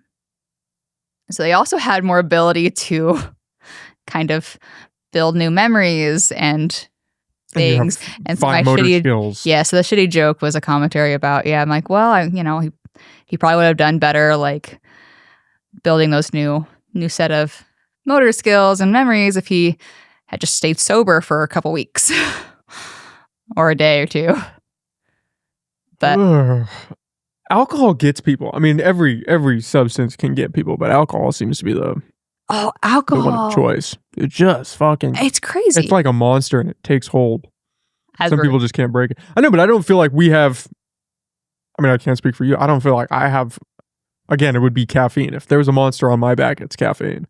Caffeine is my go-to monster because alcohol, there's just the detriment. The price to pay. Yeah, is too high. It's much too high, especially at our age. I don't recover the same. Right? Like the fact that people went hiking the day after and whatnot when we were younger, like what the fuck? I'm sorry. I could go out, stay up till 2-3 in the morning, get up at 6. Yeah. I've done that and gone on a hike. I remember the girls always did that. I was like, what is wrong with you people? Now I burn a day. So I know the next day if I'm drinking, I know the next day is kind of burned. The amount of water that I'm already mentally prepared to be drinking and the amount of food, like dinner has to be carb heavy. Absolutely. And protein heavy, like plenty of water. Shit you did not think about. Oh no. 7-8 years ago. Yeah, it wasn't even it was like I'm gonna have my frosted sugar cookie 7-8 years ago. Like there was and you're like fine. What food? Yeah, like I'm sorry, like food. Give me an energy drink, I'll be fine. No, now it's food, water, rest, shit, probably an edible, like just all the little things you like factor in. Like, how do I get back? God, even a couple of years ago, being able to like taking a hit of a joint, that was a cure. Man. Still, now I haven't actually tried that. I don't know if that used to sober me up. I could be sideways, and if I had a couple hits, I would be sober. Oh no, that would just help me not have a hangover. I don't know about right. Oh, it would almost sober me up if I could get a little cross going. Oh no, if I have a cross going, I'm having a cross going. Okay, Oh, roll I would this. be Like, good case scenario, I'm asleep. really. That was Yes, that was like I passed out. Okay, like that was a good case scenario. Otherwise, bad case scenario, I'm dizzy as fuck. Like, Oh no, are I you would. kidding me? I would sober up. Ugh, I'd have the exact opposite. cannot relate. I would be dead. I mean, passed out. Worst case scenario, I would be vomiting. Ooh, Yeah, if you mix both. if I mix both to the extent that I did when I was in my youth, because I'm not in my youth now, obviously, but back then that was a different story. Yeah, no, if I mixed them both and like went that hard, because when we drank, we were like drink. There wasn't oh, I'm drunk, I'm gonna stop. No, it was just you just kept going. Like there was no like I'm good knowledge after base. 3. Yeah, There was none of that. But see, I feel like that was a counterbalance in some ways. I feel like we went hard in our youth, So and now then it we're like- wasn't. Yeah, now we're kind of fine. I've noticed that the people that didn't go hard when they were younger, they go hard early in their 20s, and they're getting blacked out in their every 20s. weekend. Yeah, You know, I never really had that phase. the repercussions of, let's as go an get blacked adult out. can be harder for sure in that regard. So it is probably better to have been stupider then. Yeah, on but that then there's front. the trade-off of what does that do, as you're developing. Yeah, like Especially if you're lost going time. crazy and you're just getting blacked out. I never really got blacked out. There was one instance where I was, a couple memories are missing, but Yeah, I totally. you did. Oh yeah, plenty of times. Yeah, no, like I didn't understand. Like I didn't understand there was like a thing where you're supposed to stop. Like I didn't know that was an option. You just like keep going until you hit the wall. Yeah, like I said, you were supposed to continue. Like I didn't realize there was you drink until a certain point. Like when I was that young, I had no idea. I was like, I thought you just kept drinking. Like, and if you stopped drinking, then you were too faded. Like, and you were a bitch. Yeah. Like there was like social repercussions to that. Like obviously pussy bitch. Like that was, which is a terrible like description for somebody. Well, like come especially on, around but, our like, group back then. If you took a shot and then said, "No, I like, think I'm good," I'm happy. No chance you make it through the night.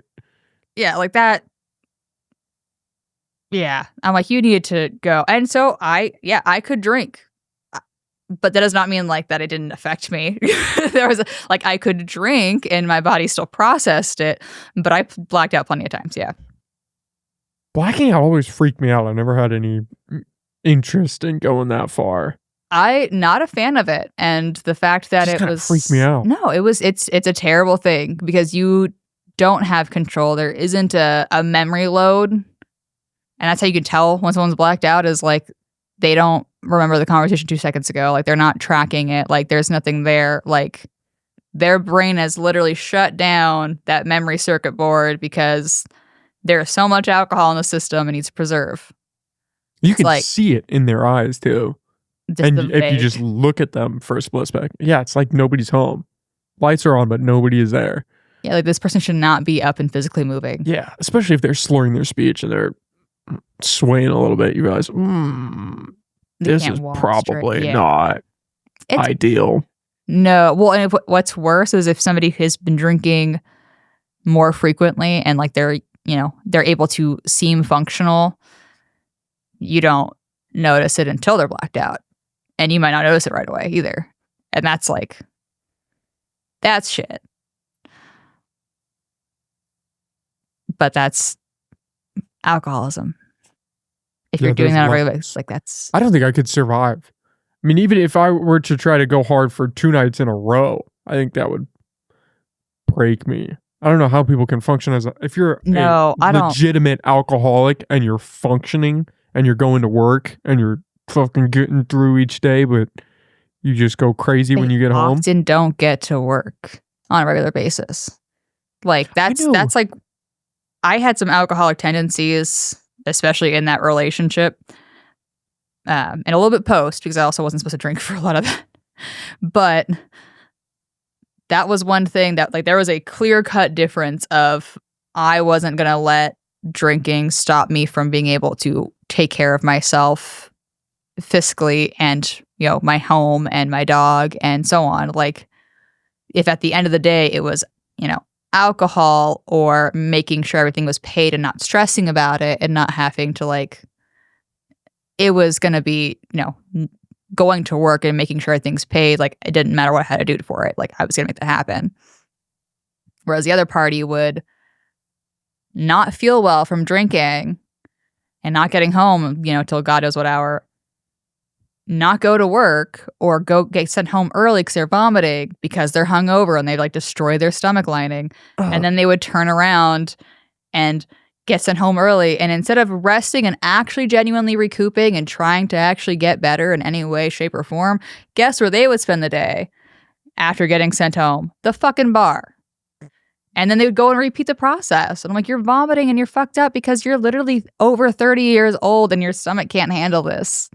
And you're not eating or eating properly. Like Jack in the Box is your actual food meal. Okay.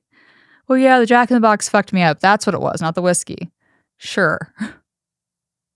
Are alcoholics throwing up consistently? In general, I don't know. I've never thought about that.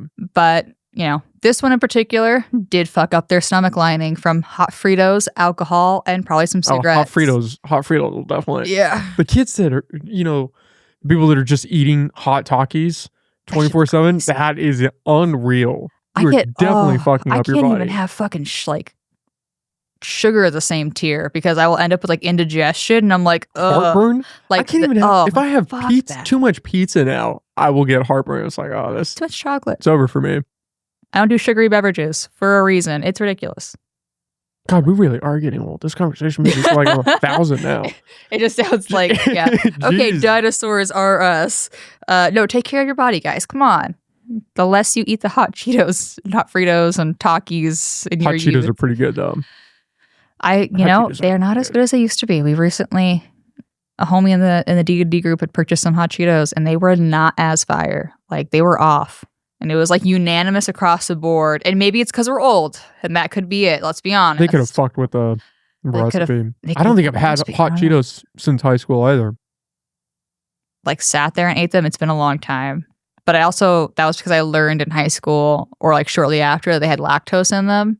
And I was like, they were always a digestive bad, but the lactose, the cheese, yeah, but I didn't even think they were real cheese. I didn't think that's so surprising. Either. I thought it was all fake. And then I scanned the back of it and I was like, damn. Shout out to hot Cheetos. There's a little bit of cheese in there. Yeah, there's just enough for the lactose. Yeah, it literally flags as a lactose, don't eat. Well, at least it did. I don't know. I did hear that they had updated their recipe and that could be why the flavor was mid, but they had claimed there was no change to flavor. But I've been thinking about going carnivore for a month just to try it out. Carnivore with fruit as a stipulation. Little fruit, maybe some honey in there too. I would do the veggies, but why? I don't really even eat vegetables now. I like veggies. I don't dislike vegetables. You do fruit over veggies? Oh yeah, I would definitely. If I had to pick one for the rest of my life, I would definitely take fruit over vegetables. Can't relate. No question. Really? You would pick vegetables? Dude, vegetables slap. Okay, fruit can give me stomach. I could end up with indigestion from fruit. From fruit because of sugar. Think about it's a sugary item. Maybe it's real, but it's still sugar. What are you gonna pick? Broccoli? What's your go-to vegetable? Yeah, broccoli, asparagus. Really? Those are fine veggies. Some bell peppers up in there. No, you lost me. Fruit though, strawberries. I went on this kick for a week or two where I was doing a carnivore-ish meal where it was meat and then strawberries and olive oil. And that was every meal. That's what I was eating. And it was amazing. It was amazing. The strawberries were with the meat? Yeah. All mixed into one bowl with a little bit of olive oil on top. Oh my God. Was this I should get back into that. Beef, pork, chicken? It was steak. Steak? I think I was doing steak or heart. I don't know if I was doing heart at that time. Steak. Heart? Cow heart. Is it good? It's not bad. I mean, it's not. It's not bad. Steak, but no, it's not bad. Oh, okay. If you fry it up, I was doing liver, and that was a little less ideal, just because the texture of liver is a little.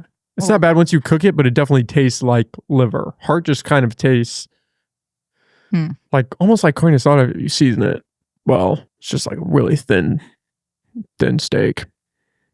But liver was a little. I didn't really still have a haven't problem with tried liver. that. Yeah, With liver? I have not had liver that I can recall, and I definitely have not had heart.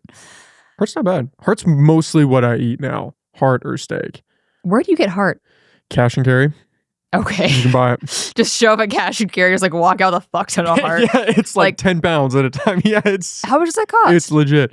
I think right now the price went up a little bit. I think it's $6 a pound. Maybe $6.09 a pound.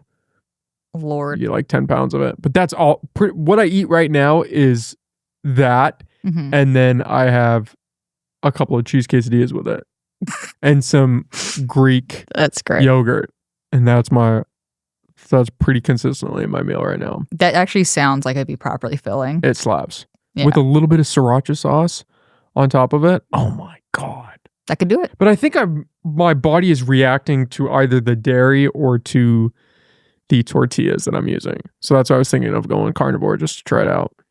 It's probably well, it depends on the person. But I'm allergic to dairy. So I have a strong inclination that it might be the dairy there. But I do think that it might be the tortillas because I've got some weird stuff going on with there. Yeah. Yeah, bread and like gluten and all that jazz. I've noticed if I eat too much of that, like it creates an inflammatory reaction. Like you can feel it in the body. I can do if I do white rice. God. I get like rashes, and I can tell I ate something that's not supposed to be there. I swear, like there's an inflammation. It still sounds like old people talking. I know this. So it's like just us being old. Oh my God, this is like a. Remember when we were back in my day? Reminds me of you see my doctor. Fuck. Yeah, I know. Old people. Everything you eat just is bad. 20s. You're 27. I don't. You didn't. Sure. You yeah. hesitated there. I don't. Fuck, I think so. That sounds right. Well, it's 2025. Right? Yeah. We're not gonna see. No, yeah. I'm still just gonna break. Yeah, this out you were just born. in You were case. born in '97. I'm like a week older than you. Yeah, you're 27. Yeah. Okay, thank God. Okay, we're good. I'll be 28 in many months. Let's be remember honest. Being in high school and thinking 22. Man, you're so old. Like 22 is old. You'd look at those people and think, oh, that's an adult. And now I look at people and they're late. Now I look at people that are 29 and 30 and think, oh, you're retarded. You're still a grown up. Yeah, you don't know what you're talking about. Yeah. Oh God. I remember there's in that regard, it's like you're young, but then I am 27 and feel like a geriatric sometimes. You're an adult. That's an adult. We're still learning. It doesn't actually stop anytime soon. Yeah. No. But I like the mindset. At one point I thought there was no way in heck I could ever go back to school. Like once I'm too old for that shit and so on. And I was thinking about it like in the past couple days and I was like, I can seriously just go back and like start afresh. And that's not even weird. Like at 27, I'm like, shit, that's still young. Like there's people who go back and there are people who go back in their 40s. Yeah, that start over 50s. completely in their 40s and 50s. Yeah, and like become a nurse, like a nurse practitioner. Completely different field. Yeah, 100% later on. So I'm like, now this is prime time. Granted, I would have to move for a lot of those though, because we don't have hardly anything up here for some things that I was looking at, which sucks. I think I'm gonna move. I think I don't know. I need to move. Yeah. I want to move. I mean, we're young enough that it's like we're in our youth. Conflating. I want to do a city again. I thought about going to San Francisco for a minute. Actually, I thought about moving to Vegas for a minute. Vegas? Yeah, Vegas is my. That's your thing. Yeah, but I don't know if it's my thing in a short span of time, like 3 days or a week, versus living there. Yeah, I don't know if I could do Vegas full time. It might be a little much. I could probably do SAC. SAC's nice. I was in SAC for a minute. SAC's pretty cool. You weren't wrong with that assessment. I could probably live there. SAC's pretty cool. San Francisco, if they could just fucking clean up the homeless people and make it a little safer, San Francisco would be cool. And it costs a little bit less. That's a good point. Yeah. If it was reasonable. It costs so much fucking. Austin, Texas seems to be the move right now. A lot of people. It's been the move. Okay. Yeah. California's been taking over friggin' Texas for a hot minute. Especially Austin. They hate us for a reason. Yeah. Austin would be. I had a couple buddies move out there. Yeah. Living it up. Living the dream. Living the dream. I think you gotta get out of your hometown. Or maybe if you were born in a bigger place, maybe not, but. I was definitely born in a smaller place than this, so this is not. Where were you born? Middle of nowhere, Oregon. You were born in Oregon? Yeah. Oh, I didn't know. I mean, I was raised here, though, so it doesn't really matter. Yeah. It's just like I remember a little bit moving down Oregon to here, but I got here when I was 4, so. Oh, yeah. So. I mean, let's be honest. I'm from Pretty much born Eureka. and raised here, yeah. Like, I was thinking about moving to Arcata. I'm like, talking about like that conversation about like bridging. Like my human lives in McKinleyville. I live in Eureka. Bridging the gap with Arcata. And I'm like, ooh. It could make the job. Like Arcata's fucking, there's nothing wrong with it. Like I just haven't lived there. And I've just been in Eureka. And I'm like, do I really? Arcata's a little too hippy dippy for me, I think. Oh, it's also like just, there's a lot of college students. I don't know. A little bit too youthful. That's weird to say. God, but like, if I like walk down like the main street. Old folks podcast right now. Well, like there's going to be, I'll be like, oh, I'm living in Arcata. Like, what should I do? These kids are just congregating. I don't know. These kids are congregating. Yeah, wow, we really need to. Oh. Cheers. It's to be gold. Tequilas. Oh, man. God.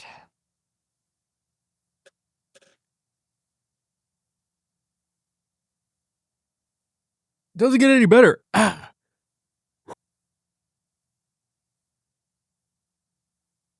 That was literally my thought. Was it just not get any better? Jesus. My bad, Mike. You did not need to hear that one. Tequila's just not really that. If I had to think of a alcohol that I would drink, it would be something you could sip on, like a nice whiskey. Admittedly, I like drink that red wine. I had like a glass of that red wine while reading a book. I started the book that I'm on now. You sound like an old lady here. But that was nice because it's a sipping beverage, whereas tequila, you're having a different experience you're going in. Right there. Yeah, that is a different time. And I mean, I got burned out on vodka when we were in high school. So, God, and I feel so bad. It's weird being in your 20s because like you have friends that are like in their 40s and so on, and they have kids that are in their teens. And we're talking about one recently, and it's so fucking easy for them to get a hold of like alcohol and everything. And they're talking about having like some homeless guy go and steal a bottle, like paying him like $13 to go steal a bottle of alcohol. And I'm like, back in my day, you would, hey, mister, with $13. And you genuinely, hey, mister. Like I did not realize I actually said the words, hey, mister, would you? And like, that's how I prompt somebody to buy a bottle of alcohol. But I'm also a girl. And this is also like, a little bit easier. I understand for that reason. Like the amount of like guy friends I've been like, oh yeah, we had to steal bottles and stuff like that. Or pay a homeless dude. Whereas, yeah, us ladies did have a lot easier of a time, which is why I think there's like a sting operation too. Not too long after we stopped doing the haymistering, they started doing sting operations. Where they would pose as homeless people? No, where like these girls, teenage girls, would go and ask people that were going into, these like liquor stores and whatnot. Not the same one that I was at. I think they did do some stops there as well. Not the same one we went to the most, but they did go and like pose as they would go and ask like, hey, mister, would you buy me a bottle of alcohol? And they had the cash and everything. And if a guy said yes, because usually men that they would ask, if the guy said yes, then the cop would come out and they'd arrest him. And I thought that was crazy because I'm like, damn, like some of those people might be people that had purchased me a bottle like literally the year before. And I'm like, they shouldn't have done that, obviously. Like, that's a no-no. Like, you know better. Like, you should have said no. But also, like, that's just crazy. Like, it is that easy. You can pay somebody to go get you a bottle of alcohol. You can, hey, mister, to the point where they literally started doing sting operations like a year or two later. Some of the people that weren't in like weren't in my grade. Actually, I think she was in your grade. I keep forgetting that we're a year off there, even though you're 7 days younger. I know, weird. That's creepy. That's weird. Just the whole difference. You got to be like the older in your. I was older. Yeah, you were older the And entire you were time, younger. and I was young. Yeah. What was that like? Because that's the opposite. Senior side. year, it was unreal because I could just sign myself out because I was 18. I hit 18 right off the bat. Right at basically the start of the year. Like right after homecoming or something, Yeah. basically. Yeah. And so I could just sign. I think senior year was when it became a problem. Prior to that, it's you never really think about it because you have no power. There's nothing there. Yeah, being slightly older doesn't mean anything. But when you're 18 in high school, and you could just say, Nick's going to leave after fourth period today.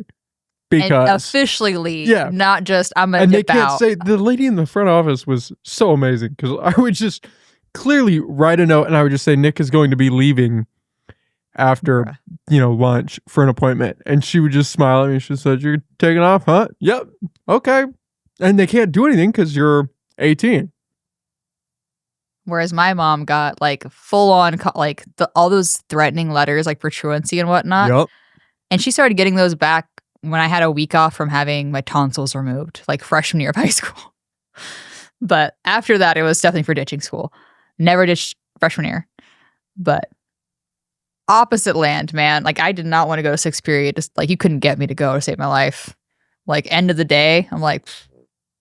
My problem was after lunch because we would always go drive somewhere for lunch or go to somebody's house and then to come back. It was always, That's hard. Well, getting there in the morning was hard. I was not a morning person.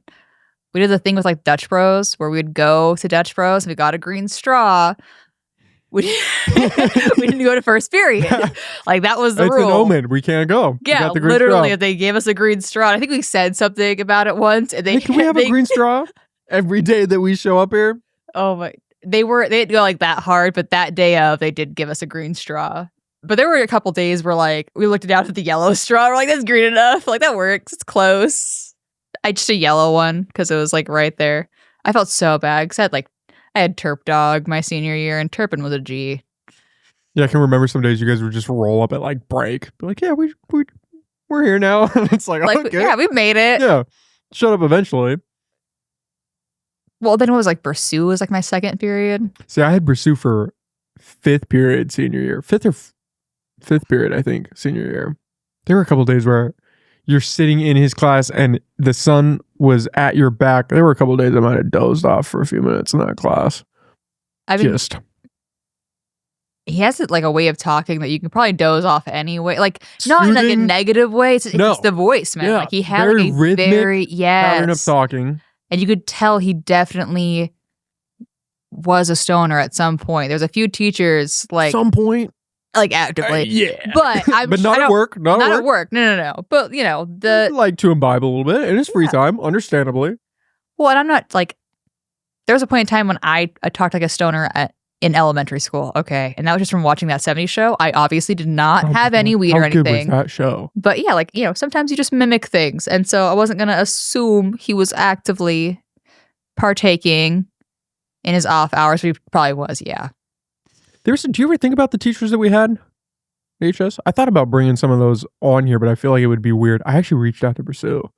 Yeah? I tried to get him on, and then I think we were in conversation. I want to put him on blast here for a second, I guess. We were in conversation about it, and then I think he realized, I mean, this is all speculative. We were in, I probably shouldn't even be saying this, but we were exchanging emails. Edit it out later. And then I think, cut it in post. I think he might have realized who I was, and then we never continued correspondence after that. But I've been like seeing like roller derby recently, like going in to Humboldt roller derby. Humboldt. I've been meaning to go out there. I had them. I had a couple of the people from the team on. Heck yeah. Okay. This was a while ago though. They are awesome. Crazy sport. Is it a sport? Do they consider that a sport? I will. Are you kidding me? You're skating and you're like getting physical. Physically, maneuvering around people. Like you maneuver around them. You maneuver them. Like how many people are getting concussions from roller derby? Probably less than you'd think. 'Cause they do have some serious rules going on, and they're doing they do a good job with it. But Pursue is who I saw there. Oh, really? Like, and some other teacher that I didn't have, she I don't know. I don't know what she did. I can't remember to save my life, but I definitely remember seeing her like with her like little visor hat thing before, like at, EHS eons ago. But I can't remember for the life of me what the heck she did, like for job wise. But Bursu was there, and he was there at like everyone that I've gone to so far. I could see aside, him doing that. and supporting. So that's. He was doing a show with Access Humboldt for a while. What? Yeah, where he would interview people. He would bring on community members, people I think affiliated with CR, and kind of talk to them. I don't know if it was scripted in the sense that he had pre-prepared questions or not. It's on Access Humboldt if you find their YouTube. I may or may not look at that later. I've watched a couple. I still haven't watched our last episode here. So I don't watch. Listen, I tell this to all the guests. I would not, because they're like, I don't know if I want to listen to it afterwards. And I'm like, if I didn't have to edit it, I would not watch any of them. I only like listened to them before because I would walk into my bedroom and they were listening to it. Like that was a different situation. Yeah, that's an awkward moment to walk into. Yeah, like folding laundry. I'm like, why can I hear my own? I'm like, why am I talking right now? I'm like, and it sounds terrible because it's recording, so it sounds even worse than like it should. And like the hear yourself like laugh or anything like on like a recording. Terrible experience. Would not recommend. I almost don't recognize that it, like when I'm editing it, it almost doesn't feel like it's me. It almost feels like there's some degree of separation. Yeah. There's something there where it's. But I've never had anybody playing an episode and then I walk into the room and hear myself talk and think, yeah, why are you? And you realize who it. Yeah. No, I haven't. So I haven't listened to the last one. I was going to. You were there. You lived it. I was there. I don't know what, like, I don't know if you like excluded anything or not. No, once we get going, and this has been. Well, there was at least like one part at the very end that I was like, if you can I'm gonna cut that part. That's been a challenge for me. Doing this is I've had people.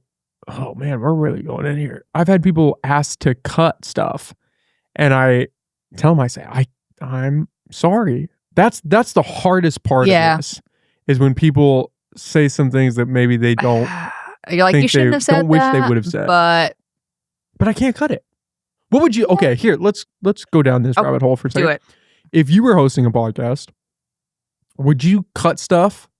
Would you edit it? Would you kind of tweak things, or would you just put it out there how it is?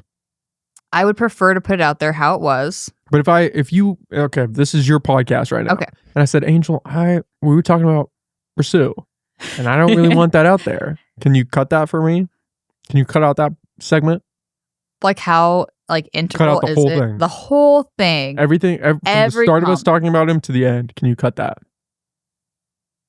But see, that's light. Okay, let's say that is lighter. That is lighter. Okay, so that's harder to do. Like at that point, that'd be like, well, and even that though, like as it's lighter, I still don't know if I would want to do that because I'm like, well, that's. But we know each other. We're friends. If I said, like, Angel, if it's me reaching out to you. And you're like, hey, I really don't want this out. Can you cut this for me? Like, why don't you want it? Would you ask me? Yeah, why don't you want that? Yeah, like I might case by case that scenario. Like if it's depending on. Doesn't that feel a little dangerous though? It does. I wouldn't want to. My fear is that there's a weird power dynamic there. And then if I start cutting it for a guest, maybe then I start cutting it for me. And maybe I said something I shouldn't have, and then I start cutting that out, and then it's just this slow decline.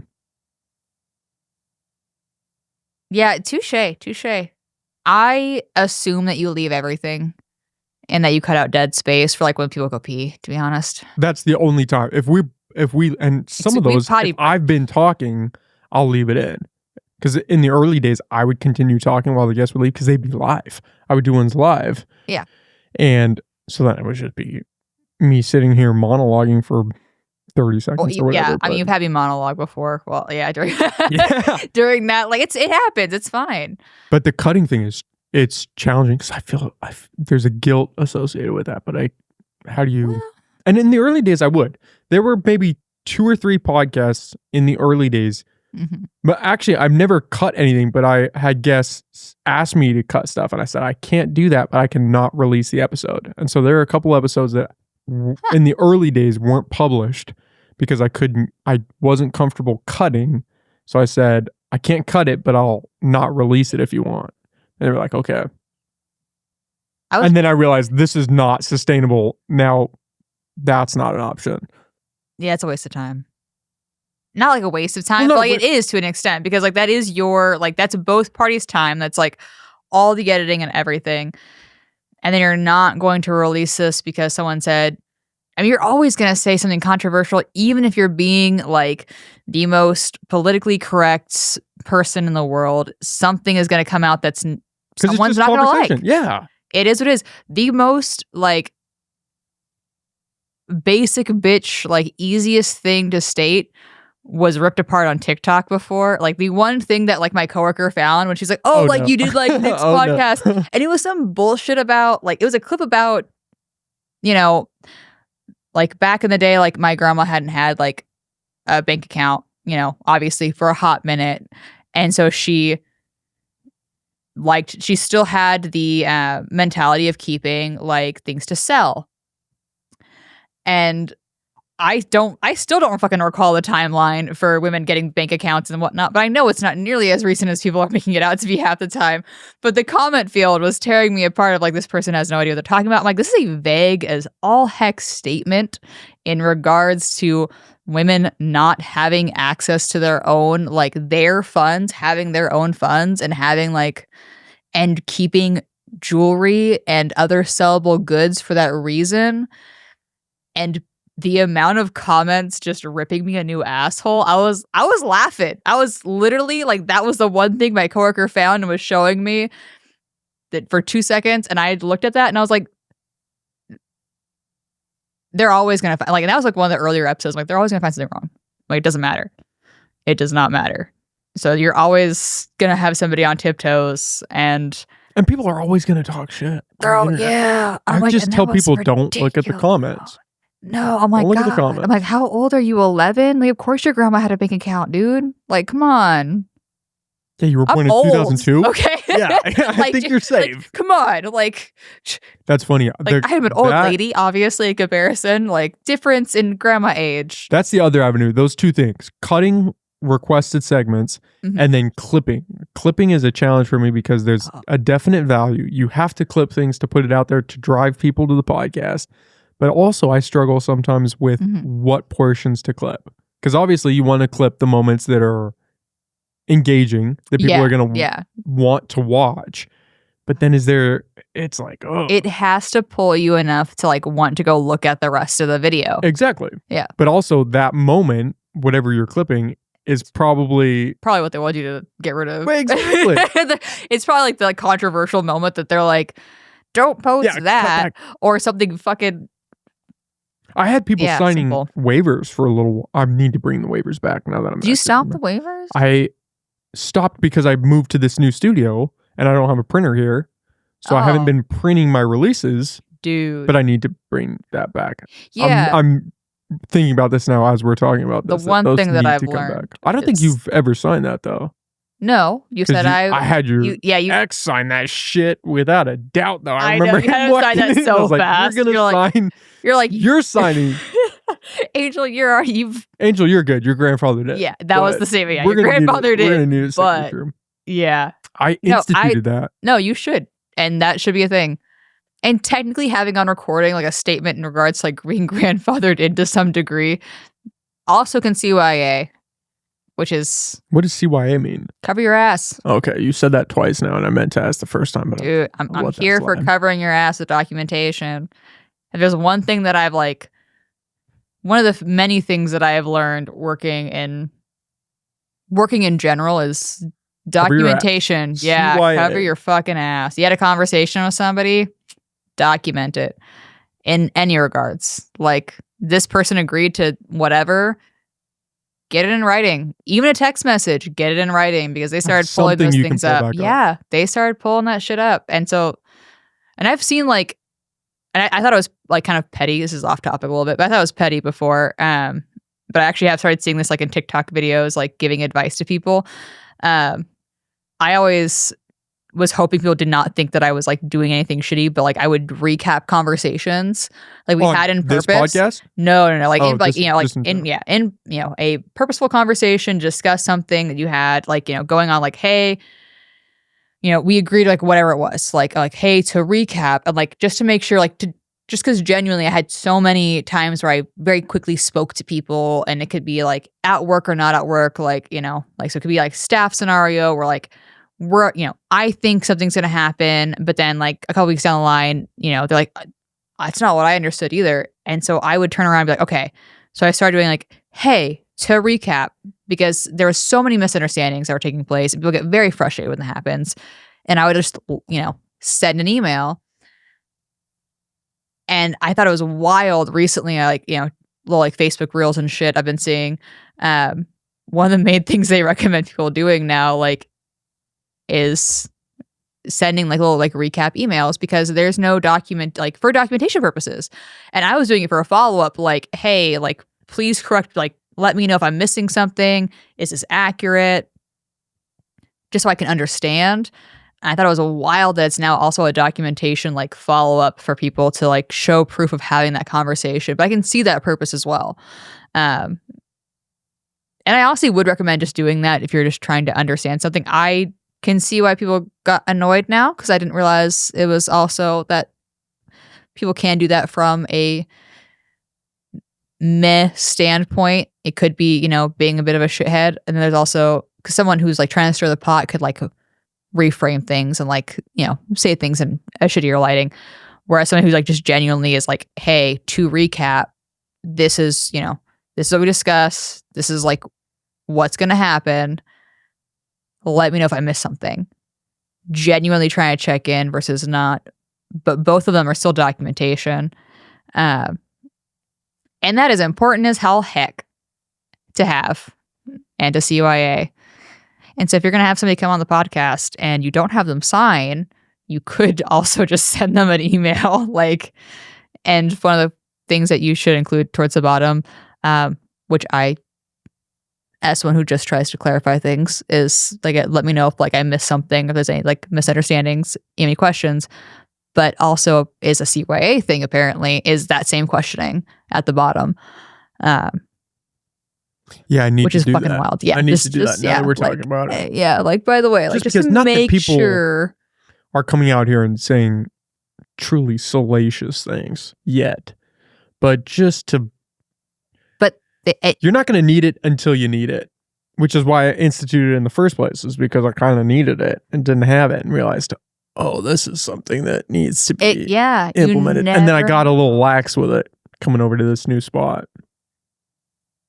It's kind of dumb, but like, you don't know when shit is going to pop off. And it's better to have it when that moment hits. Well, and you can have like a ridiculous amount of documentation anyways, but like that moment still might hit anyhow. Like they can sign the thing, they can know they signed the thing. And still try something. But at least you have that and say, well, remember? Well, because at the end of the day, that's the thing with like litigation and like suing and all that crap, is at the end of the day, I'm sure it costs more.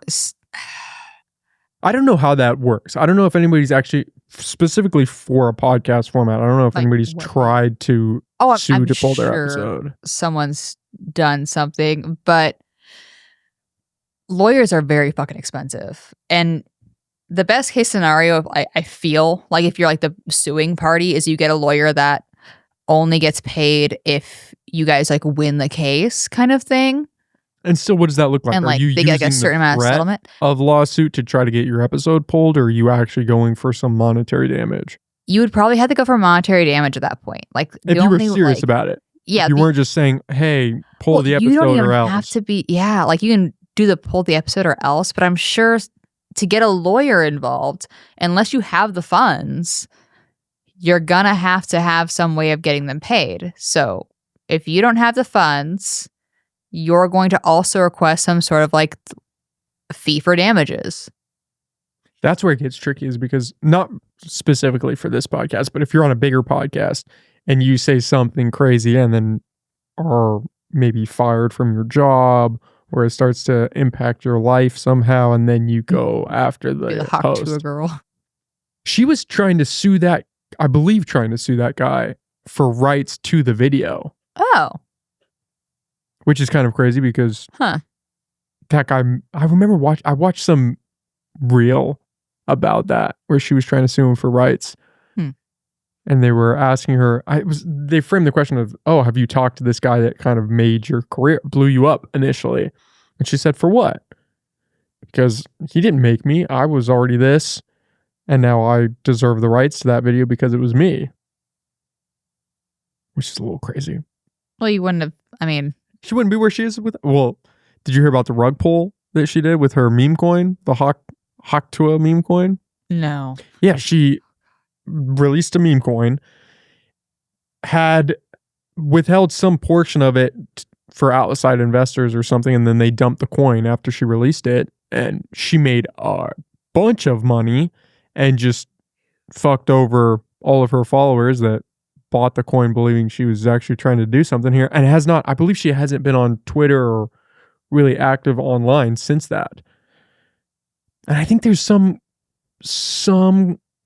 somebody's trying to bring some case. I don't know if it's directly against her or against the entity that started the coin, but there's some form of litigation that is in the works for that. What is a meme coin? Is it like Bitcoin kind of thing? Yeah, it's like we could create a coin. So she created a coin off of her Haktua branding and rug pulled everybody, cashed out, made I believe millions of dollars. And obviously, after they dumped the coin, everyone who bought in is now losing money. I don't know how many people actually bought in. If you bought in to a Haktua meme coin, good luck. And then how much did you buy in? I think there weren't a ton of people. I believe in the suit, there were maybe, it was a small number of people, like a dozen. Oh, that's tiny. Okay. That were at least attached to the suit. I don't know how many people actually bought in. But still, you don't need a ton. I don't know. I'm speaking out of my ass here. I don't know how many people you need to buy in to inflate the price to actually succeed in a rug pull. I don't know anything about that world. The meme coins. Well, I would assume, this is also talking out of my ass right now, I would assume that's like stocks and everything in general. And so to buy it, I guess, at a price that's not super high, then it would have to be a lot of folks. Because otherwise, to make millions off of it, like each coin would have to be a solid price, which would make sense if there was like 12 people going after it. Because, I mean, they would have purchased it at a ridiculous value thinking it would go up. And then it would go up initially until everyone had the money prior or had the coins prior to the release of it, then dumped them, and it just went, does a nosedive. There was a kid. That's how I watched the video. There was this kid who was, I don't know if he was a streamer or what. He created a coin. He was live streaming as it was happening. People were buying in and he cashed out. He rug pulled his audience. This kid might have been 13, if that. Young kid. What? Rug pulled his audience, and then his audience continued to buy in, so the price shot up even more. He would have made millions had he not rug pulled, but he cashed out for like 30 grand. And I think his audience did that just to kind of fuck with him, saying, oh, you're going to try to rug pull us? No. Oh, well, then that becomes like a whole back and forth game of, God, that reminds me of, was it GameStop or whatever? Yeah. Yeah, where people like, because it became a thing where people like started trying to pull out before it crashed. Hedge funds, yeah. Yeah, because they made it go up. And then, of course, plenty of people like left anyhow afterwards and sold it. But that kind of shit where they're like, yeah, well, you know what? Fuck you. Like, I'm still going to make a thing off of this. Yeah, we're going to continue. GameStop's an interesting one because I believe the stock price is still significantly high today. I think people are still holding GameStop. Yeah, I think just in general, GameStop has gotten so much more than what it was supposed to. I mean, who saw that coming? There's a doc. There's like a spoof doc on Netflix about it that I've been meaning to watch. Yeah, that whole meme coin space is. What is Netflix like used for at this point? What do you use it for? Like what shows? I have one. I don't even know the name of the show. It's like, I think it's like the Dragon Prince or something. There's like one show that was shown recently, semi-recently, that I'm like watching the new season of, And that is the only reason I've actually used Netflix in the past year. Trying to think of what I watched on Netflix. Right? My mom told me Stranger Things is what she watches. I and watched that's like it. the first season. Same. Back like, in the day. I don't even know what the rest of the seasons are at this point. Yeah. Like I have no idea. But like that's what she used it for apparently. So she's actually getting rid of her account. I'm actually watching something, so I'm not going to do that also. But like, I won't kill my account just yet. They just got Dune. I've been meaning to go back and watch those. Dune was pretty good. But Wait, it's on Netflix now? Dune's on Netflix. The first was just and on- the second. Oh, so it just left HBO then? Was it on I don't know. I thought it was on HBO. I just know the first one was on for a little bit, and the second one just came out recently on there. I wonder if they swapped over. Sometimes they'll hold space on like multiple platforms. I'll have to check it out now. Yeah, I don't really know what I've watched. Netflix does come out with some good stuff, but it's sporadic. I always just rewatch old shows. That's my MO. I've rewatched Friends when Friends was on there. Watched New Girl a couple of times on there. A couple of times. Good show. Good show. I don't know if I've watched the entirety of New Girl. I might have watched it a couple times. I have not watched it from start to finish. I'll play shit though as I'm falling asleep. I'll have something rolling in the background. Yeah, like I do that too, plenty of times. Like Pokemon, like that is a go-to. Pokemon, yeah, no, that's like the first. Yeah, the first. I didn't know seasons. Pokemon was on there. Well, they have some of the movies. They have some of the newer ones, like they're reanimated. So I'm not about that. Like I'll go to Amazon and I will buy the OGs, and then I have and then I have on DVD the entire first season. But I'll also just watch it on Netflix. You know what I've been wanting to do? What? Make a short film and put it out. I've been talking about that a couple of times now. What would it be about? I have the opening scene. That's all I know. It's a guy sitting at a bar, and I envision 707 or the Shanty or some kind of hole in the wall bar, and it's.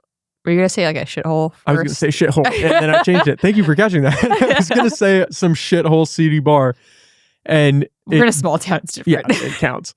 The opening shot is, it opens on a shot glass. The bartender's filling the shot. The guy takes the shot, sets it back down, and then the camera kind of starts to pan out and you see the guy. And then the volume starts fading in. I think it's going to be a drama, some sort of murder drama.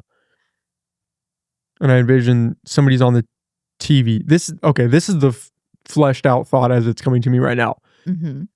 There's a reporter on the TV talking about this murdered wife and child, and they're looking for the husband, and the husband is the guy, it comes out later in the film, the husband is the guy that's sitting at the table. And so the insinuation is the guy murdered his family, and I'm not sure if that will be the conclusion that he actually was the killer, or if somebody else killed his family and he's looking for that person. I think it would just be a fun thing to do. Obviously, I have no experience writing a script or shooting anything. And it probably doesn't sound as good as it looks in my head currently, but... It sounds like something I've already seen, is my concern. That's valid. That's valid. Like that's my genuine concern. It does sound like something that I have seen, and that... I'd have to break that. So like that might not... The opening shot sounds like something you've seen? Yeah. Damn. Literally the opening shot. I'm like, that sounds real fucking... pretty good fucking opening shot, too. Well, it is. No, I get it. It is, because it sits in there. Like that, yeah. Well, and that's, I mean... Well, it's like music. Like half of like the artists, like all like the more popular songs currently are not like, oh yeah, it's like it's different from blah blah blah blah, and then it sounds. You hear it and it's not. Yeah, no, it's not actually original. It's just not. The artist isn't current. That's doing that music style. There we go. Nothing's original anymore, especially at this point, and especially since you have access to so much stuff because everything's been like made digital and put on the internet and everything. That opening scene, I'm sure there's been plenty of similar ones, but that doesn't mean it still wouldn't be a good short film. And doesn't mean like the concept isn't one to pursue. No, you can shoot it down. I'm comfortable with that. I need to flesh some things out clearly. Well, I just think that would be, for whatever reason, I feel that thought of doing that has been pressing. Like having a dramatic, like doing some short film, and I don't want it to be a feel-good piece. I want it to be something that sits with you. And that's why I think a drama or maybe a thriller would be the avenue for that. those are fun, and it, not in a negative way, it reminds me of like what people do in like film school, like because you have to make short films, not have to, but like most of them you do have to, honestly. I think that is the start. Yeah, like that's one of like the things that they have to do usually is make some sort of short film. And they're, sometimes they're a little bit over the top and like the drama, the intensity and so on, but they're also kind of great. The Arcade Theater Lounge would like play like a lot of like short films and like things like that. Especially, I'd go on sci-fi nights on Wednesdays. They used to have, I don't know if they still do, probably do again, but they had like little like short films they'd show before the main event. And those kind of feels are, honestly, they're kind of gold. Because like it's just, they don't do those anymore the same. I mean, most things are so manufactured and CGI feel and just meh acting, but like not meh acting in like the humorous, this is enjoyable kind of way, but like meh acting in the like just overproduced and shitty. Yeah, so shitty. Like The Rock, I'm so sorry, The Rock. Taking shots. He's gonna hear this. Doubt, but he's got to stop being the adventure daddy. Like it's old. Well, I think some of that is typecasting because the dude's huge. Yeah, but he just always does it, and he doesn't even play anything different at this point. I mean,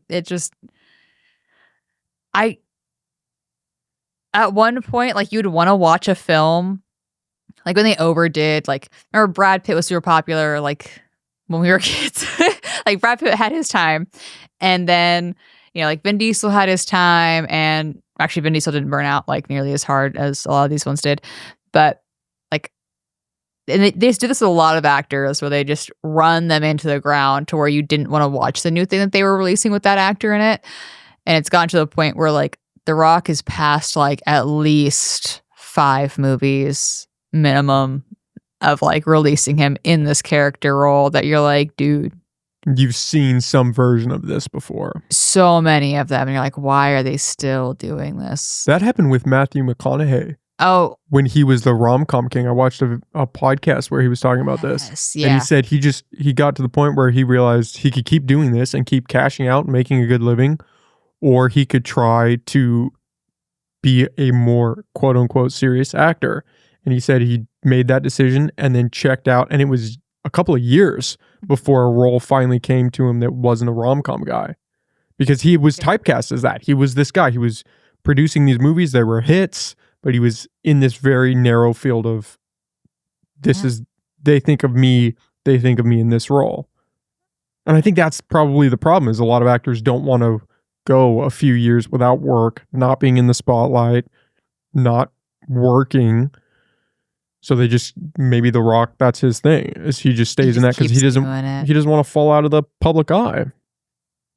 I get it, but that's got to be a hard thing to do if you're a movie star. To get stuck and you're like typecast and you want to break out, but man, you don't want to. What happens if you try to break out and then you just don't get any more roles? And that would fade into oblivion. And then you just come back randomly. Like maybe if you're lucky, you come back. You can do like weird different stuff in the meantime. But it also depends like what you do with your money. Like, what did you do with your money? What did you spend it on when you were getting it?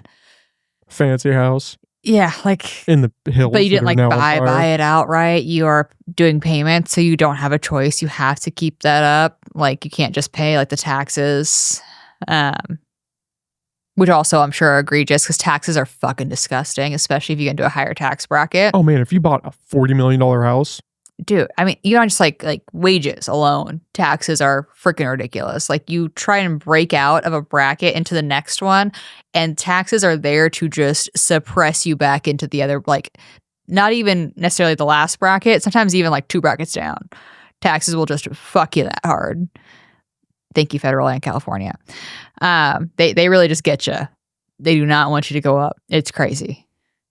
Shout out to California. And federal taxes. I believe Texas doesn't have income tax. I mean, really? I think so. I would have. I'm pretty sure Florida doesn't have income tax as well. like that's a thing to look at, because I have absolutely gotten bashed with taxes. And you know what? I don't trust that that Trump dog is really going to save us on the OT taxes. Because the overtime taxes, I don't think they're going to go anywhere. That was a sweet concept to drop, but I don't think that's changing. Don't get me wrong, I've held out on the conversation about changing over to salary, just in case. And also because the amount that I make in overtime is admittedly what makes overtime worth it. I mean, it's why you're getting paid to work over the standard hours of a day. To go beyond that is because, yeah. And I would not want to work the same amount of overtime if I was just at a flat rate. It wouldn't be worth it. No. I mean, to not get the extra, like the additional pay for that, like, that makes it harder. And like, maybe that's like the incentive that is necessary. But at the same time, I'm not in a position that I could feel like I can fully negate doing additional hours and like working through lunches and so on. Like, I don't know if I could ever quite get to that point with the way they had set the job up to be when I took it, without severely neglecting the role. I mean, technically it has been done before, but I couldn't do that. Like, at what cost, basically? Like, at what cost to the company would you do that to? And I'm not willing to do that. Not because I would rather just work it and take the loss at that point, which sucks, but Texas potentially does not have taxes on income. That's fucking wild, because like I don't know enough about taxes in general, but I know if you're working in a different state, like versus where you're living, that you need to pay like you would have to live in Texas, I believe. Yeah, you'll live in Texas. You would have to get some remote job. Right. I think engineering then would probably work, like where I would need to be at, because I knew an engineer and she was working in Texas and living in Texas, and that went pretty well, like fiscally. Not like actually working wise though, because like engineering is definitely a male dominated field, and sadly, more often than not, like as a female in those scenarios, you do have to be a bit of a bitch. Yeah. Because like if you're a self-advocate in those scenarios, they're going to consider you to be a bitch. So you just have to be a little bit more cutthroat than I think that they were able to in that time frame, which kind of sucks ass. But that's also probably why they're getting so much money, because diversity hire, which is terrible. I don't know. Yeah, I always wonder with that, how much of, when it's a male-dominated field, how much of that is just the inclination of that type to go towards those jobs, right? Because teaching is a female-dominated field. Yeah, and same with like nursing. Yeah, doctors are typically more male-dominated. It's been like branching more though over time. I mean, from what I heard, like the experience was very much like it was boys club, like for sure boys club, and the amount of, and I've seen a bit of this like with older males, and like sometimes like with even doctor vibes and whatnot, like women are emotional and commentary like that, which is funny because usually when men are like making those statements, it's when they are being highly emotional and like when they're having that reaction and they're lashing out, and that's when they're calling women emotional and irrational and so on. And it's humorous for that reason. Not that they would agree, obviously, in those moments, but it can be interesting. But I've also seen it I've, watched men, try and integrate into, female dominated areas and the hen house just going. And it's ridiculous because I can't stand that. Like, I can't stand that on either side. At the end of the day, you're working, period. Like, you need to work to live. You chose this field because you probably have some sort of inclination towards it. You either really want to do whatever it is, it brings you joy on some degree, whatever. Like, you chose this field, the field chose you back, they hired you.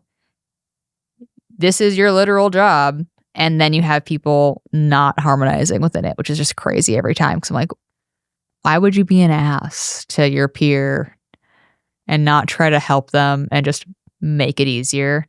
Like, you're stuck with each other for most of your day. You literally are stuck with this person, like, waking hours amount, probably more than your significant other, if you even have one, or child, or dog, or whatever. You actually chose, like, that individual. You did not choose these individuals, and you're going to make this a rough time? This is most of your waking hours. Fuck that. That makes no sense to me. Yeah, I've never understood that. No. We're all here for the same purpose. We're just, you're punching a card. Just why make it worse than it needs to be?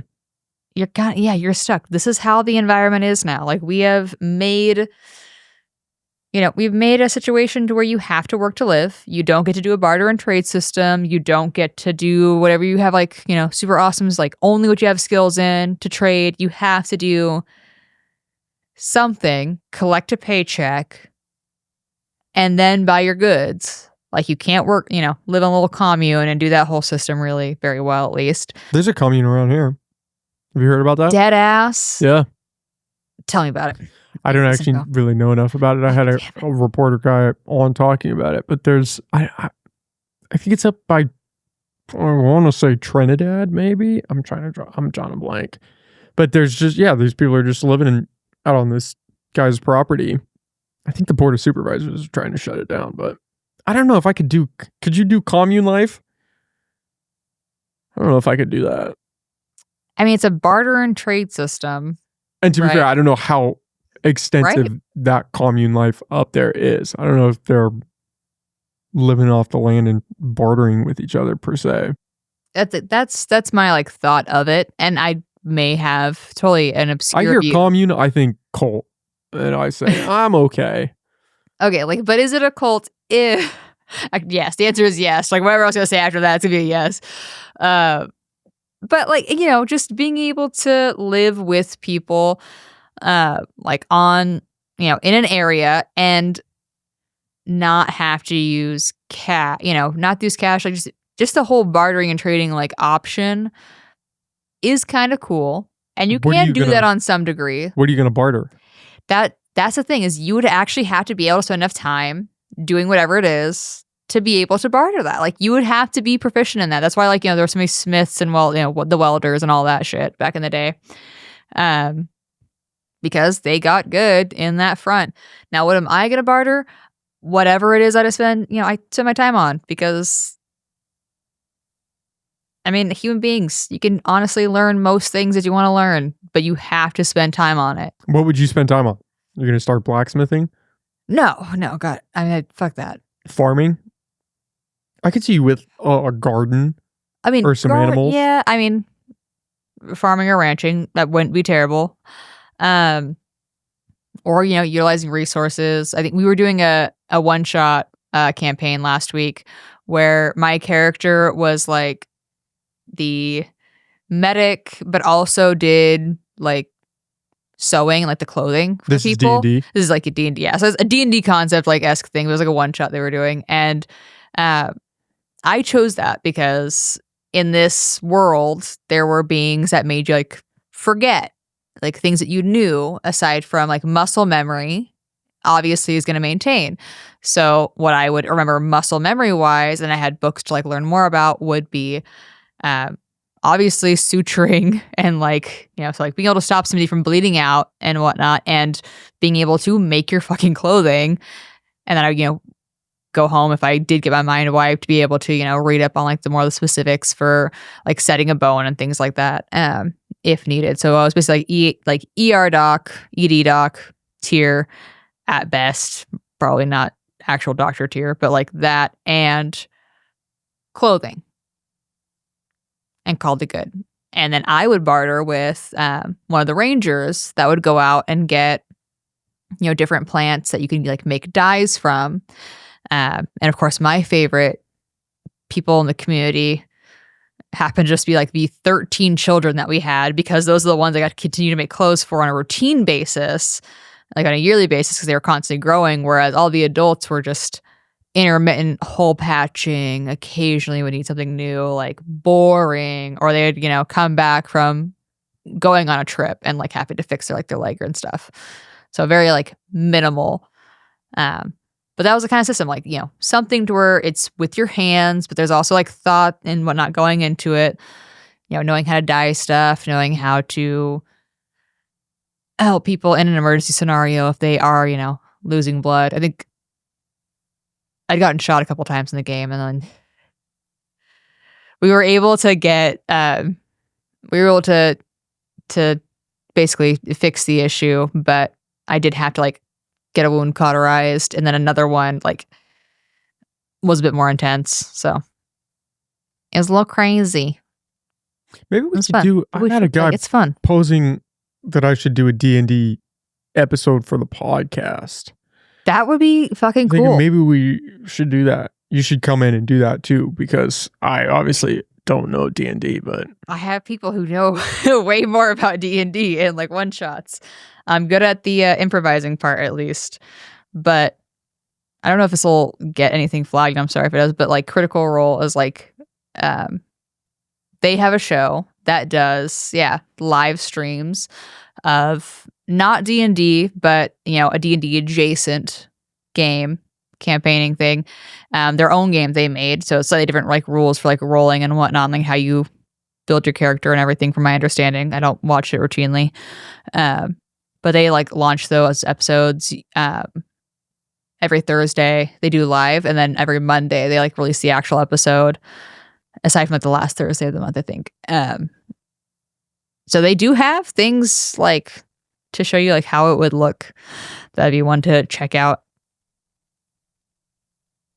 I mean, shout out to them, because they obviously have good content. It's like, it's my human's like one of his favorite things to watch. But D&D and like also like just, tabletop role-playing games in general are very fun. I'm pretty popular. I thought about doing a poker game too, but again, That'd be kind of boring. I don't know anything about poker. I've never played poker. Oh, I used to play Texas Hold'em, obviously online, because like my face is just you give it way away. Too reactive. Yeah, but obviously online, I could fake it. And maybe it was in part because like my tag was a female name, and it was it could have been that. In hindsight, I realized now, as I'm saying this, I'm like, there was part of that could have been. But there was other like female name things on there, and like they just did terribly. And like they'd come like, and I'd see them on the table and be like, "Good luck, dude," and like we just go, and I would make. I fucked up. I should have cashed that out, because there was actual, like, I could have cashed out legitimate money on there. And instead, my friend Tommy at the time, not friend currently, took my phone and was like, "Oh, you have Texas, like, you have this game," and like played it and like wiped all. I mean, it was over 5 million. Like, obviously, you couldn't get that much cash out of it, but over 5 million. Are these in like a short period of time? Coins that you could redeem for some form of cash? Yeah, there was like a way to do some sort of redemption for it, because people also like did purchase them. And so there was a way to get monetary value out of these coins. And your friend fucked it up. And he cleared out the account because he sucked at Texas Hold'em. And I was like, I'm buddy. And I just was like fucking around, just putting time into this.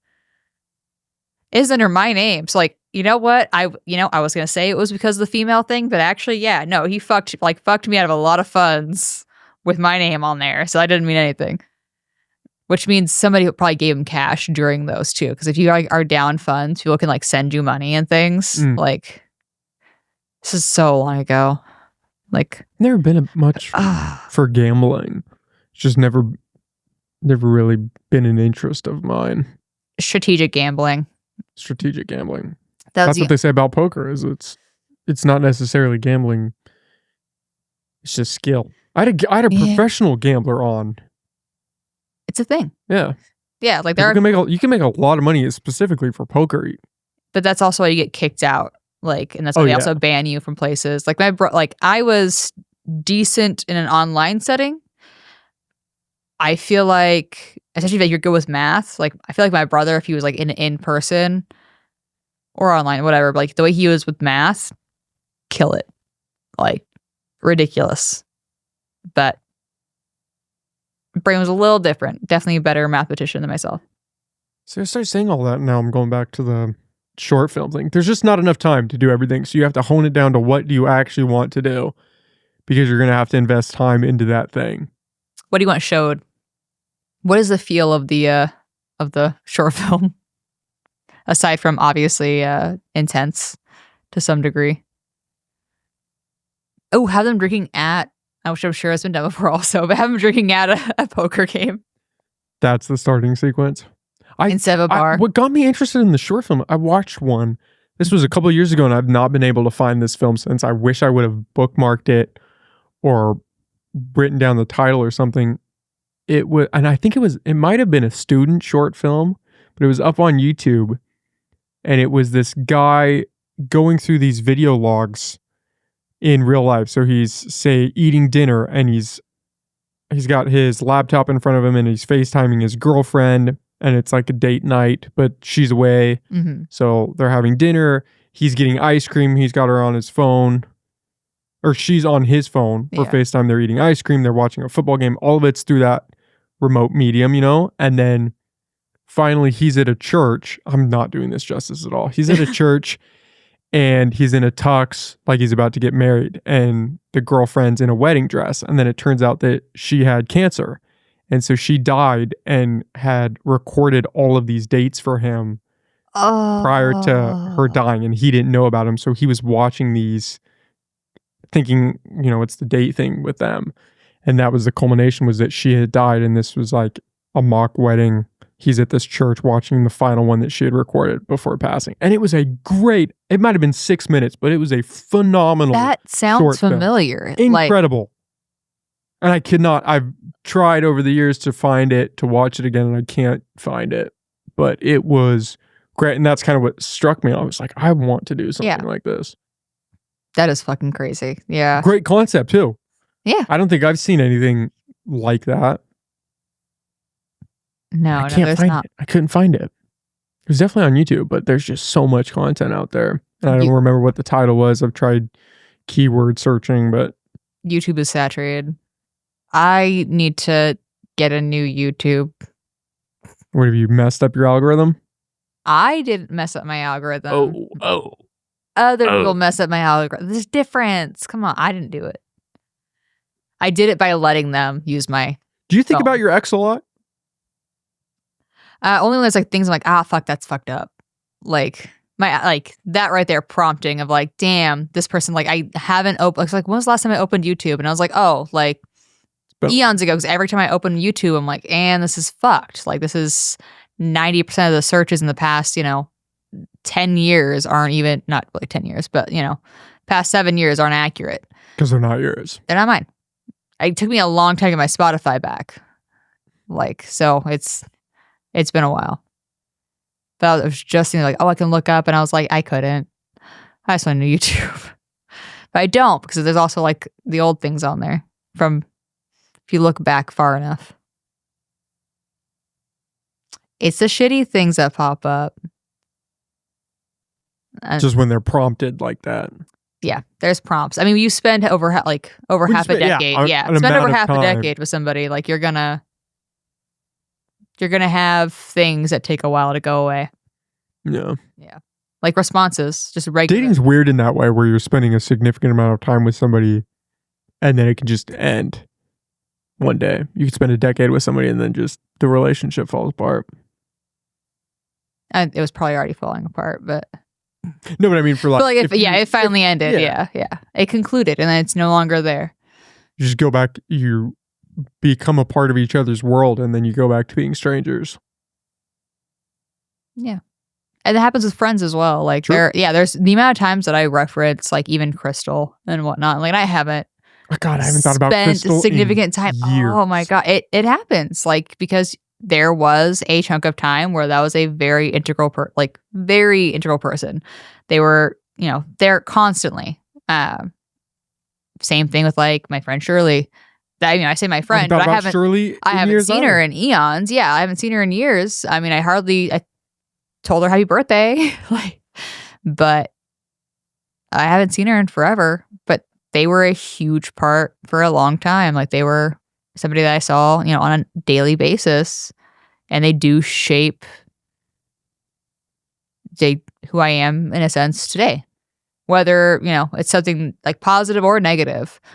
Because there are things that change in a good way and things that change in a negative way. There are plenty of things that are negative that I admittedly hold on to. Like I am more frustrated about and ruminate about more because I am frustrated that those things were changed in myself and that I allowed that to happen. And it didn't matter how long it took for it to happen. It's just the fact that I did allow that base thing within myself to change because of another human being. That kills me.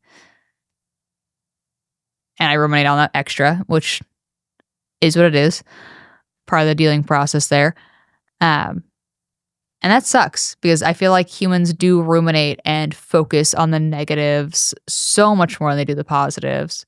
Because the way that people have positively impacted you, you don't sit there dissecting that crazy. Like you think about it, you're like, oh yeah, this is because of so and so. And then that kind of ends right there. They're fleeting. Like it's just like a little moment of like, oh yeah, this is, and and I'll usually verbalize it, like give them credit, which is why I've thought of Shirley and Crystal and whatnot. It's like so many times in the past couple of years from all the little positive things that I've gained from them, and Katie and other people that I've met. And I wish we ruminated on the positives more and how those, changes affected us and how we allowed those changes to take place instead of trying to dissect why we allowed negative ones to take effect. Do you feel like you ruminate a lot just as a personality trait? I try to understand, That's short a good way answer, to phrase it. Yeah. Yeah, I try to understand. I want to understand why. Why did this happen? Why is this like this? Do you feel like you're actively doing that when you're ruminating? Or do you feel like you slip into the pattern where you're just frustrated? It starts with wondering where it came from to begin with. Once I realize,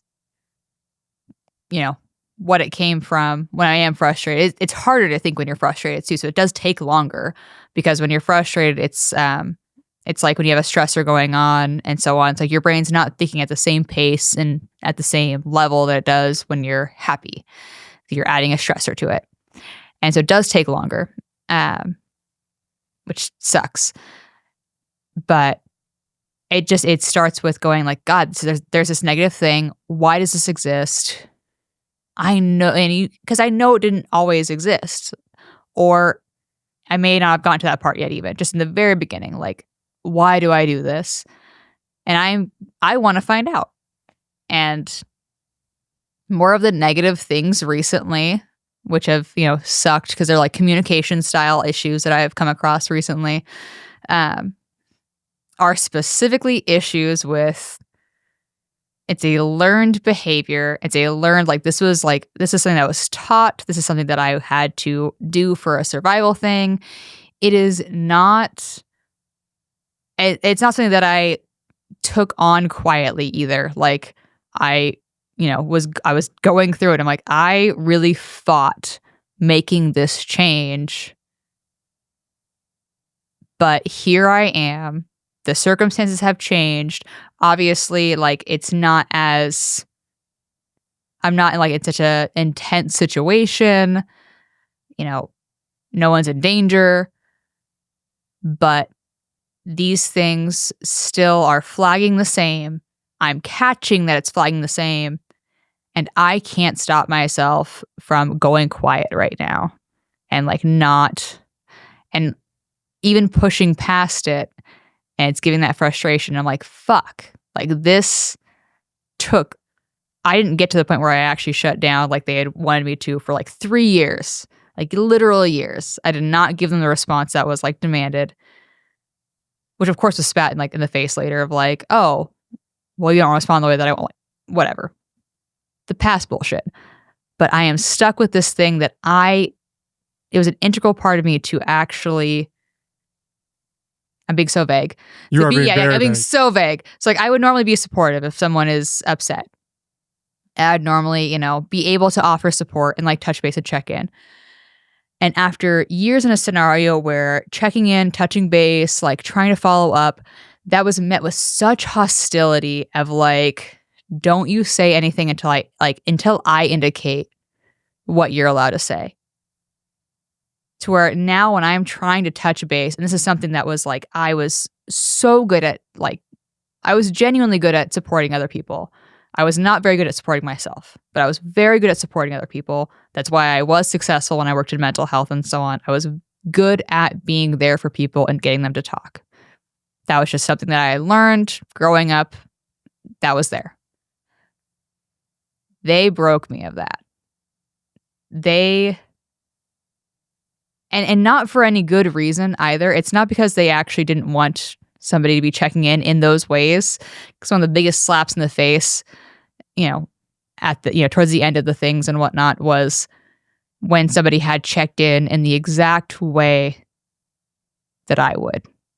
And then being like, that's exactly what I needed. And I was like, go fuck yourself. Like, I didn't say it. Like, obviously I'm like, that was a clear moment of, you just like breaking people. And I had already watched them break other people and like got this woman to cry at the bar. And like, he just was not a good person. But that's when he would smile, was when he broke somebody, like in different ways like that. That's when he would so smile. Dark. Yeah. Like he literally, yeah. And so somebody, he claimed he cared about. And when he got her to break and to cry and the strong woman to like show that, that's when he was happy. And I know that. Like, 'cause I've seen it and I understood it. But the fact that I can't be there for somebody that I care about in the way that I want to be, and I'm fighting this learned behavior in myself recently, like that's when I think about this shitty ex. That's when I think about, because I hate that actually worked. I don't care how long it took. Like the fact that it got, like I still broke in that way for me, that I can't make the responses that I know this person needs and that I want to say because I am curious and I need to know what's going on and I want to be there for them and I would like to have the conversation about it, and I can't say these things because there's now a fear that's been created. And there's an understanding that the fear is not actually real even. Like it's not like I'm going into like a panic. Like it's just my body physically won't do it even though I know I'm safe now. And that's crazy. And I see these weird behaviors even with my dog, because so she even has weird things from all of that time. And that you think about the negatives. You sit there and you dissect, when did this change me? And how do I undo it is one thing. But when did this change me and how did this change me? And it's usually the negatives, because the positives we're happy about. And again, you don't ruminate on the positives. No. Like you're like, and even if it's a negative thing that created a positive response, like you can ruminate to an extent, but you're still going to just be satisfied with the fact there's a happy like conclusion to it. You don't have to keep dissecting it to find like what's wrong. Like you don't have to keep going back and like trying to figure out what can I fix. And so that's like one of the bigger differences is I get to think about Crystal and Shirley and I get to smile.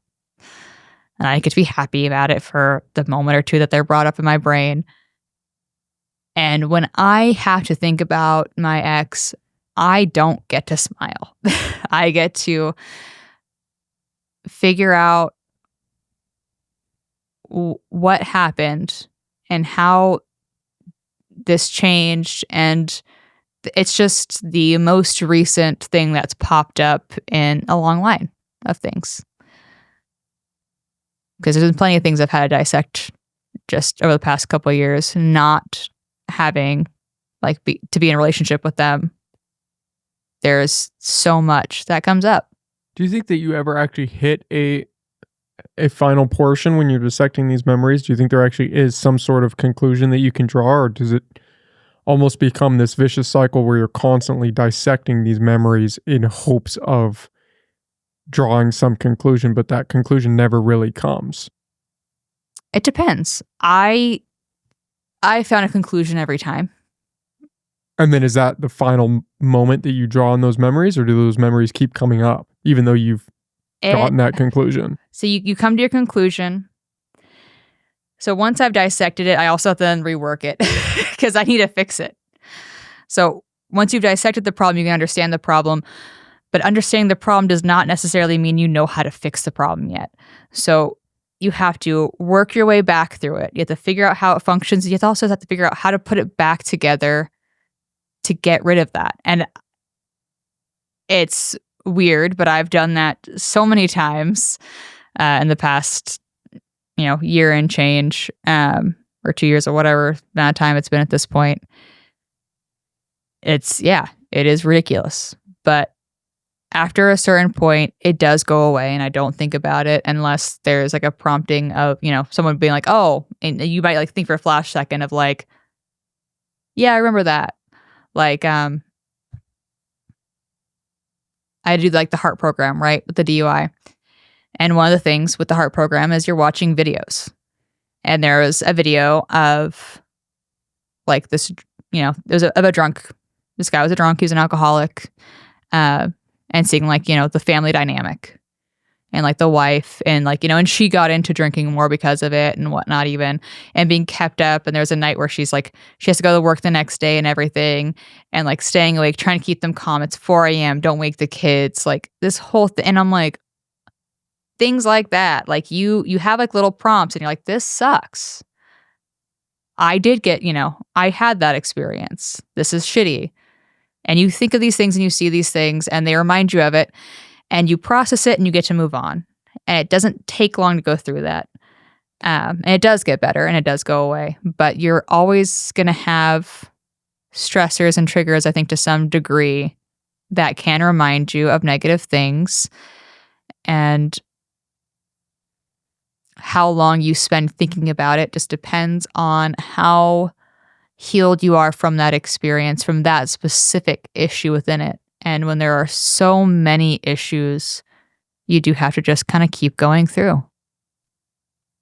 And some of them will take a split second of your time, and some of them might take a week or two of like off and on thinking about it, like how the fuck. Shit, I've got decades where I'm still ruminating on the same memories. Yeah, and when it's one thing that's an embarrassing thing, like blowing into a bong or you're supposed to inhale. Yeah, that's like you can't fix that. There's like, nothing to draw from that. No, there's like you that's made just an error. Okay, it was traumatizing, but there's nothing to learn from that. No, that's just a frustrating thing, and that's just for me in particular because I don't find any worth in thinking about time spent with that person. The only time where I find any worth in it is when I'm trying to figure out how to rectify something that was created because of it. Something like those personality changes. Yep. So like the personality switch where I am no longer able to verbalize in a way that I was, seemingly naturally good at prior. So it's just things like that you get stuck on. For myself, at least. I mean, for other people, it depends on what it is. More of the other traumatizing things that people might discuss, like reliving on a routine basis. That was like, we got past that already. But I also had to, you have to make a choice and a decision for yourself of like, how is this beneficial anymore? And if I'm not learning from it anymore and it's not helping me grow, if I could put away and hide all those things to begin with in my brain to survive through the situation, I can learn and put them in a different box later. I can learn from it and put it away into a different area of the brain after the fact. And it's in a healthier box. It's not like a pop-up one anymore because it's already been dealt with. If that makes any sense. That's like compartmentalizing, but in the what I feel to be healthier, at least, because it feels a lot healthier for myself. To compartmentalize? To compartmentalize in that way. I would compartmentalize in the relationship of putting these negative things away just to be able to, keep going to my day-to-day. And when you leave that situation, a lot of these things come back to the surface that you had put away that are, terrifying and awful. And some people can't stop reliving negative things and they can't move on. When these things come up, and when they were coming up, especially in the beginning of like, holy shit, because the fight or flight was fucking real. Like I slept for so long after leaving that situation. And anytime they were around me after like I was out of the house, like I had a physical response. Like my body was, it was there. It was present. It was a thing. Feels a fight or flight. If someone has you on your toes like that constantly, you don't know what's going to happen next. It's not a safe space to live in. It's not good for you. But after dissecting that information, that things popped up, things have just, they get refiled. I don't have to think about them 24/7. And they're just more like lessons, and they're put away and compartmentalized now, not to survive, but just because they're dealt with. They're learned from. The information that I can gain from them that was helpful has been gained. And there's no reason to sit here and keep thinking about them because they don't benefit my life. That's a good perspective to have. It's a healthy perspective. I don't got time in the day to waste on the past. Yeah, thinking about negative things. It doesn't help anybody. But thinking about how you can be better and how you can improve and what you can do for yourself and the people around you. Those are things that you can actually waste time on just fine. Love is so interesting because you can't help who you fall in love with. And you will endure an insane amount for someone that you love. Yes and no. After you've gone, I feel like you have a choice to make. Once you fall in love with somebody, you can, and people will, and they do endure anything and everything. But I am very stubborn at this point in my like willingness to endure bullshit without change. But that's the point, is you went through the initial relationship that brought you to that, don't you think? And I wouldn't have left it. Don't get me wrong. That was 6 years. And I was fully, I think I said this last podcast, I was fully ready to just resign to that experience for the remainder of my life. God, that's so crazy. And yet we're here. And now if I can't have a conversation that's like clarifying, I'm like, this is important. This matters. And if I'm not getting the response of like understanding to that regard of like this needs to be mutually important. Like I do not want any, like no one should be dismissing each other. No gaslighting bullshit. There's a hint of that. I'm like, is this worth it? I'm like, hold on, have a conversation first. Take a second. That was sarcasm, Angel. Like, come on. Yeah, there's a level of like, we're not fucking doing this again. Yeah, you're not playing the same games. No, I'm not gonna have my dog look at me terrified and that be my prompt to get the fuck out. My dog hiding from my significant other is not my prompt anymore. Like the fact that, she attempts to protect, like, my dog's traumatized, I'm traumatized, we're good. There's no more. We're set. She deserves better. She deserves a good stepdad, okay? Like, she's a 6-year-old cutie patootie, okay? She's done a great job living her best life as a dog. Yeah, she deserves better. I deserve better. And if you're giving out, like, I don't ever expect anybody to match me at my tier of ridiculousness at times, because I can be absurd as a partner. Just, yeah, like.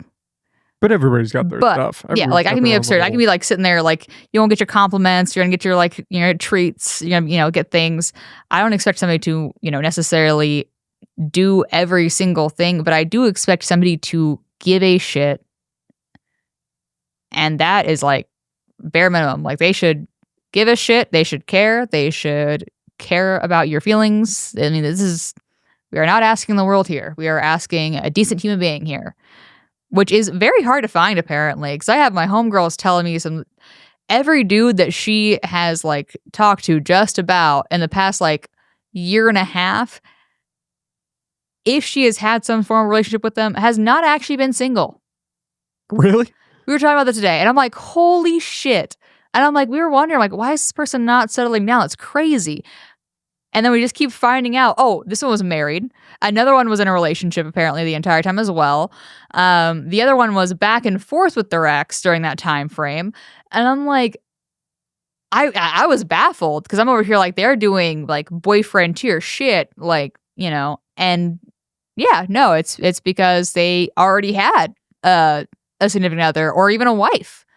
And that is why they were not settling down. And I'm like, that's mortifying. That is what you get now when you go out there into the world, is you get people literally pulling situationship things, and then because they already have a girlfriend or a wife, and instead of just admitting that they're not getting their needs met, or even chatting with them to figure out what it is their needs are that they're not getting met, whether it's just, proper quality time or whatever, because people like to spend a lot of time with each other and then pretend that, like, quality time versus time spent together is different, and that, those are different things. That's another tangent, but yes. Instead of just discussing with them, like, what needs aren't getting met, they're just going out and going to the bar and having some poor woman think that they're going to be able to, have an actual relationship, and then just pull that bullshit, which is crazy to me. And God, Humble is so concerning in regards to dating. Do you think it's a Humble specific problem? It's totally not a Humble. So it's not. It is just an in general problem that it's part of, like, internet and ease of access and so on. But you don't actually need internet, because, like, for an example, my ex used to just go to the bar or, like, go to his work and, like, have a sob story, and, like, that worked. And so, like, you can just sob story it, or you can, date while you're already in a relationship, apparently. There's options. But lordy. God, every time I think I need to start dating, then I hear a story like that. It's like, like, you might be trying to date her, but she might also already be married. Like, I've had a few of those. What? Not actively, well. Oh, God. Not actively necessarily trying to date, but there are a lot of married people out there that are not happy in their relationships. And I think are trying to escape in a lot of ways. And I find that crazy, because you don't have to do that. You don't. I used to rationalize that, you could be, how do I want to phrase this? That you could participate in somebody's infidelity and it didn't reflect on your character. And now I think I'm starting to not feel that way.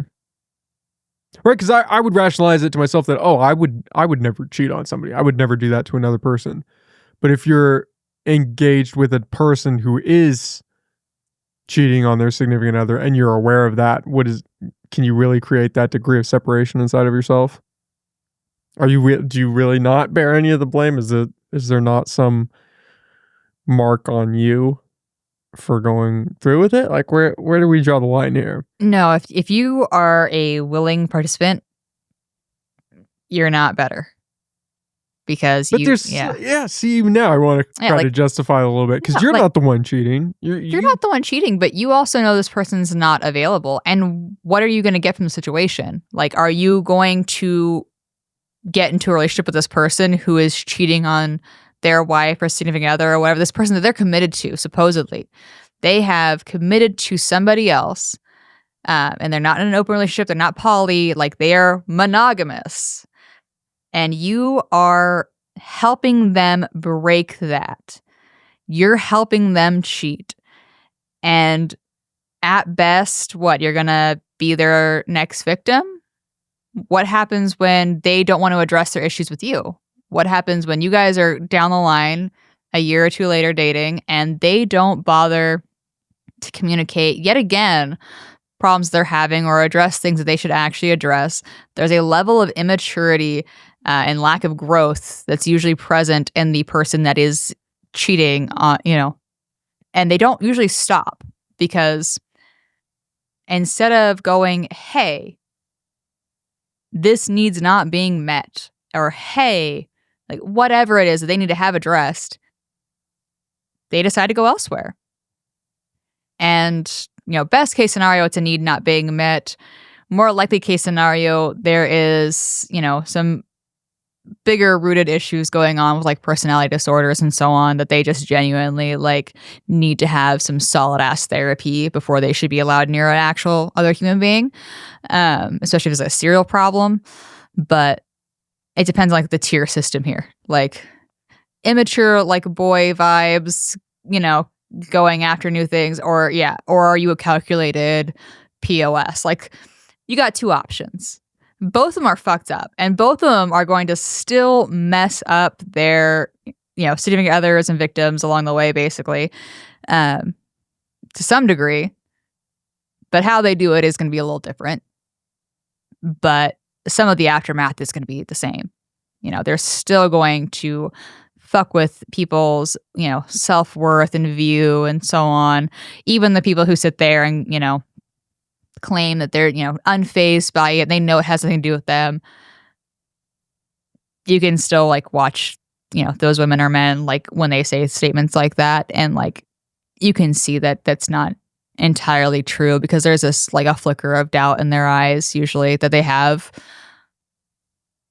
because they're a human being and they were just told that they're not good enough.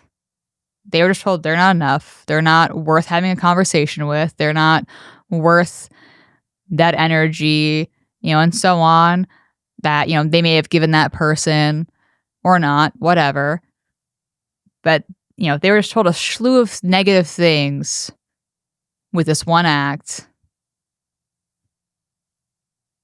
And you helping them do that negative act, if they're a shitty person and they're like, an abuser and whatnot, like you can justify it to yourself. Oh, there are a ton of justifications. You can sit there and try for sure. My big one was, if they don't cheat with you, they're going to cheat with somebody else. So it really doesn't make a difference. But even that is such a cop-out. That is a cop-out. And then at that point, you're sleeping with a shitty person. Like, they're going to be shitty no matter what. Does that, like... You have to have a level of dissociation there to participate. Because, like, what if you care about them at that point? Like, what if you begin to care about that person and they're shitty? Like, they're not going to cheat with you, they're going to choose somebody else. Like, that's a... they're shitty. Yeah. Like, that they're not... like... Cheating, if you're engaged... If you're in some form of relationship with someone who is cheating, come on. They're probably also cheating with somebody else. Like, you think you're the only source of extra attention they've got going on? I think we've just become so careless with other people, especially in intimate settings, like a relationship. They don't, people don't cherish. I don't think we value another person in the way that we should. Same thing, different word. Yeah. Good point. Yeah. Cherish, value. Cherish, value. I mean, you don't care. I mean, you don't see this person's worth. You don't see him as a human. I mean, this is another human being. And if you like them, you enjoy spending time with them, you have, these other connections as well. Obviously, most people are not asexual. Well, not most people, but a fair amount of people are not asexual, and they're going to have some sort of sexual attraction as well, which is, you can find other people attractive. That is what it is. Like, that's not, no shame on that. It's just, you have chosen this person that you have these things with. This is the person you're supposed to be intimate with. You're supposed to care about them. And you're supposed to, be there for them to some degree. I was like watching one of those like reels that like they take from like Reddit and whatnot. And it was this woman who, her boyfriend at the time, they talked about marriage, they talked about moving in together, they're going to move in soon and all that stuff. And one of his friends was messaging him and just completely attacking her character, and very like out of the blue shit, and pretty unhinged. And from like the sounds of it was bullshit, but she was attacking, his girlfriend's character, and he didn't defend her at all. He didn't defend her in any way at all. The most that he did was he validated his friend, and he, did ask him like posing questions like, why you think that, and yeah, I can see how, she's a little like zealous or whatever. Like, and mind you, she was making claims that his girlfriend was like abusive potentially because she'd been loud in a discussion. And so she took her being loud in a discussion to her being like angry, abusive, aggressive, like, going through the roof with it. And every conversation that he had with this friend, this female friend, not once did he, defend or support his girlfriend. Not once did he, be like, hey, that's not okay. Like, I understand, like, it was a more intense conversation and so on. But, like, and he was present, like, but at no point, like, would she do those things. Like, that's not okay for you to be saying things like that. Like, I need you to stop. Like, he didn't set a boundary with her. He didn't do anything. And, the girlfriend, was told like about the conversation and everything. I think he had to read it. And I mean, it got to the point where like, the claims were not even going to be anywhere near her because the girlfriend was so unhinged. And this is like jarring for her. She, dismissed herself basically from like their group and all that. And other folks that were a part of that conversation were like, had no idea. Like, they were like, if you, like, what's going, like, basically like, I'm so sorry and so on. And these people end up staying together, but she was pretty like jarred. The friends end up staying friends aside from that one girl who had started all this. And apparently it wasn't the first time she had done something like this. She, attacked somebody else's character and got them completely removed from their group, so odd months prior to that. So this is it's a common behavior for her. And sorry, the point of bringing up this is the girlfriend ended up staying with the guy, but I couldn't see myself staying with him personally, because this is a relationship where, they're together. They've been together for well over a year. They're looking at like living together, potentially getting married and so on. And, and she's like read all these tracks, and they like, they show some of the messages and all that. And the entire time through, this person that's supposed to support you, this person that is supposed to care about you, is just also talking shit, and also like, just shitting on his own girlfriend's like character to an extent. At no point does he ever like claim that she did any of these negative things like to that degree, but just validating this other woman just so he can placate her. And he knows it, like, and that was the thing, is like, he just didn't want to upset her. And I'm like, you're gonna placate another female friend or not, another person, you're going to placate them, even though you know it's wrong and inaccurate, instead of defending your partner when, I mean, these are some serious accusations at this point, because you're afraid of her doing what she's doing to your partner, that she's done to somebody else in the past, her doing that to you was like the end result. I'm like, fuck that. Like, I wouldn't want to be with that personally. Like, if you're not willing to stand up to your friend who he had already not stood up for, that had gotten taken out of the group, and you're not willing to stand up to, like, for your girlfriend, like, you don't have loyalties. You don't have like care for another human being. if you're willing to sit here and just let someone get shat on to that degree and not defend at all, like that's not somebody that I want to be around. You don't care enough to see something from somebody else's point of view. You don't care enough to defend somebody that you are supposedly, going to have a life with and marry. Like that's fucked. And you rather say negative things that don't hold value because you're afraid of repercussions for yourself and losing somebody who's doing those things. Like that doesn't make sense. You should, at that point, want to lose that person in your life because obviously that's not a real friend. She was just mad because she was wrong in an argument. Like that's not okay. That's not something to hold. The girlfriend ended up staying with the guy, and I don't agree with it. And the girlfriend knew all this went down? Yeah, she read the messages.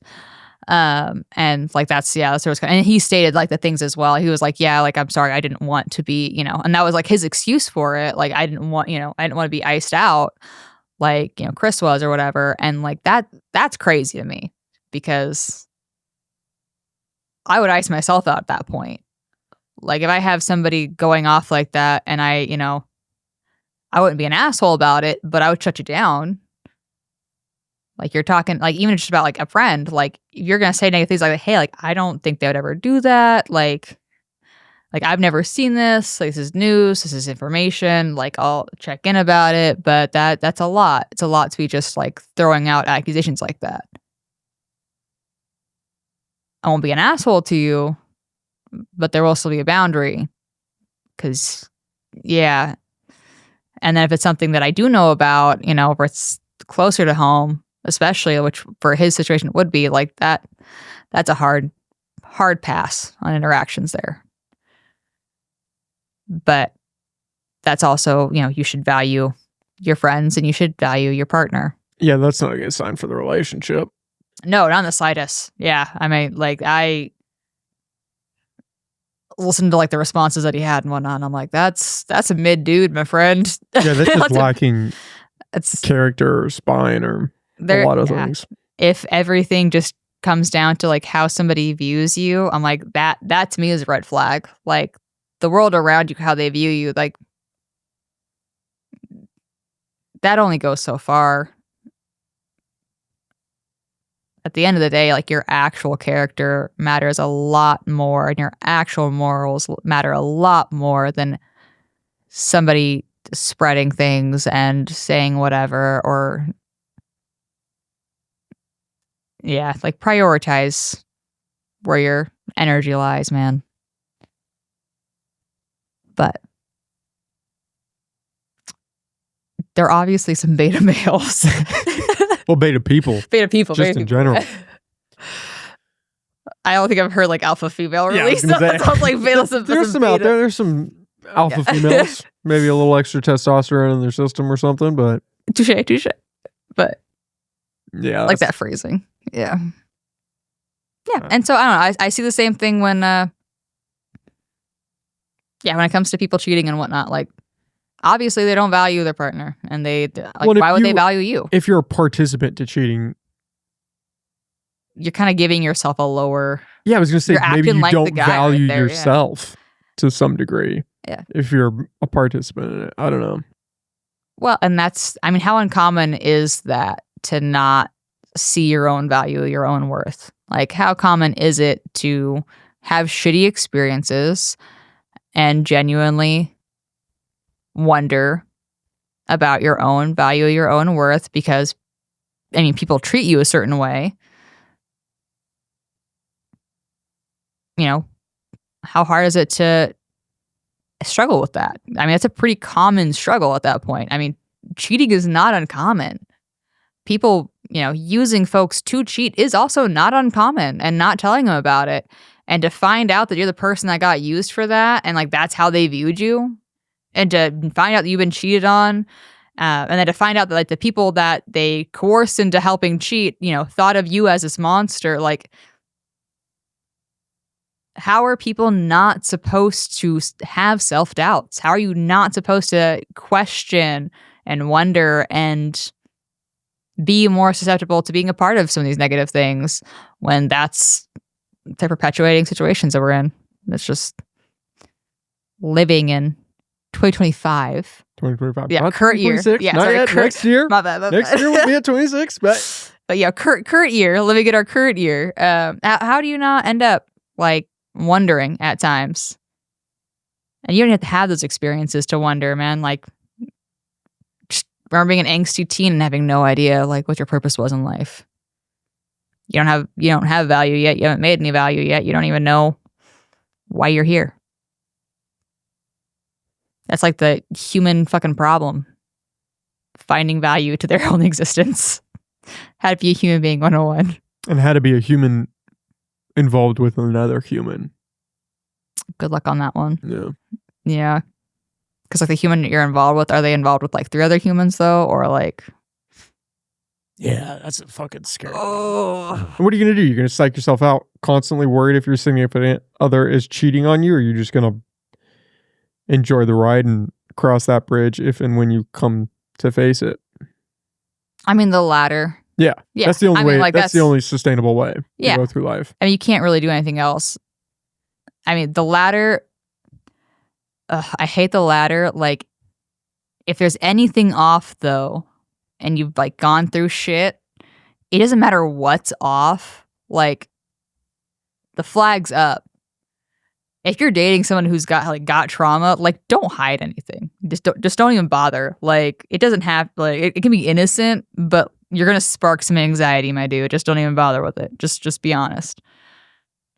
Like, oh yeah, no, you're right. Because like the second that you say you're right when they call you out on something, like, hey, I'm just saying this thing seems like X, Y, and Z might be the feeling here, and then like you validate that, like, and you keep validating those, they're gonna be able to read you. It's too concerning. Just tell them what's actually wrong. Just saying, communication's key. Also, hiding what's wrong, like, doesn't help anybody. It builds resentment on both parties. Because then the person who's unhappy isn't getting whatever it is fixed, and then the person who's viewing it and seeing it knows something is wrong, but is being told nothing is wrong. Gaslighting 101. It's not even intentional gaslighting. That is just not knowing how to communicate. That's just being a fucking adult. And 2025 and not knowing. Here we go. We got the year right. We're on track. We're doing great. Yeah, now it's common.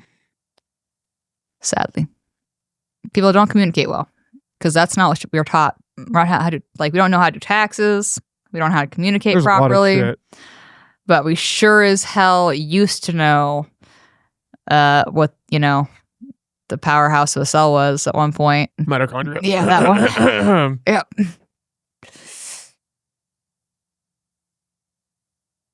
I gotta get the fuck out of Eureka, man. It's a necessity. Yeah.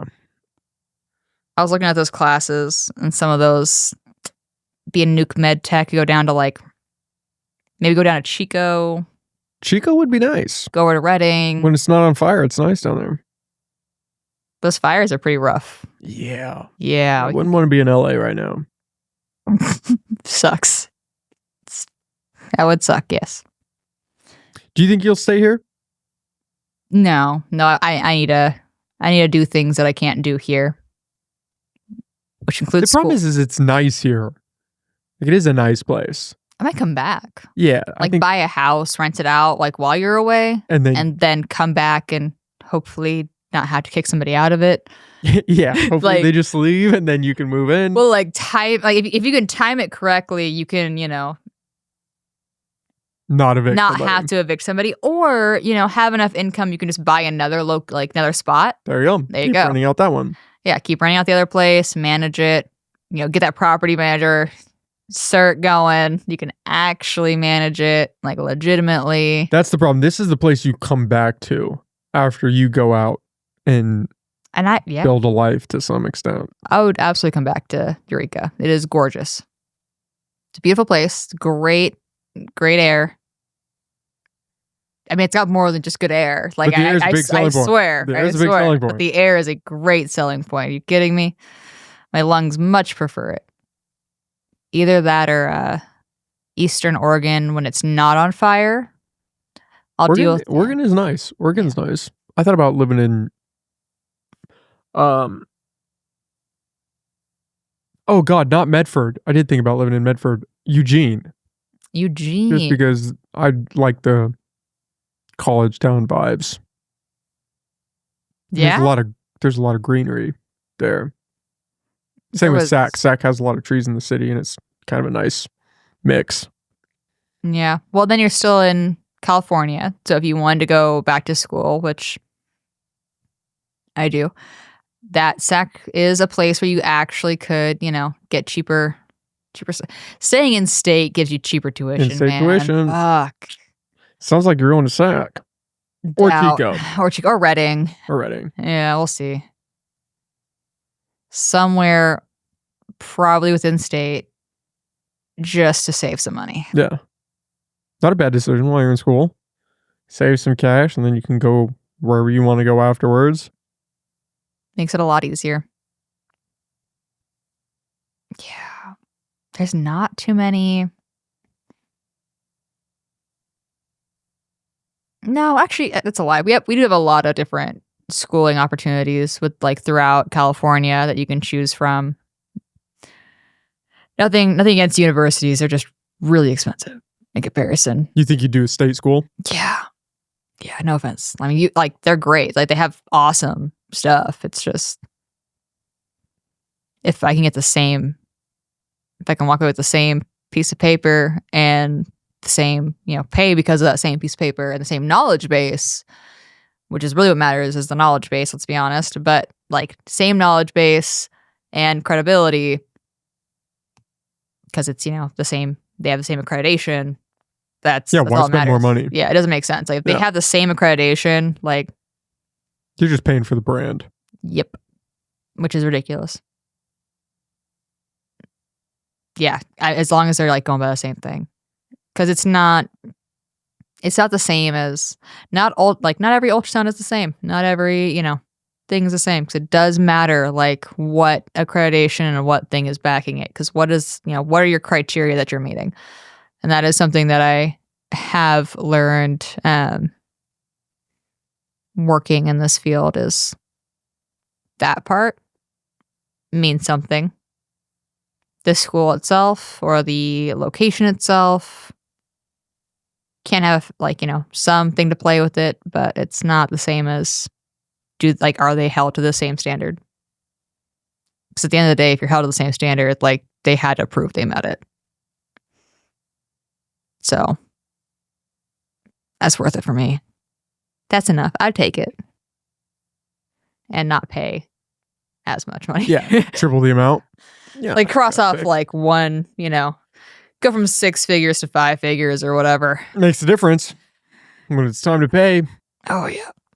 Lord. I've avoided student loans up to this point, so that'll be fun. I've got a little bit I'm working through for a piece of paper. That piece of paper that you use all the time? I use it all the time. Every day. I actually, for the first time since I graduated, I've started writing some code in my spare time just for fun. Haven't even just gotten a side gig doing that? No, I haven't used my degree at all.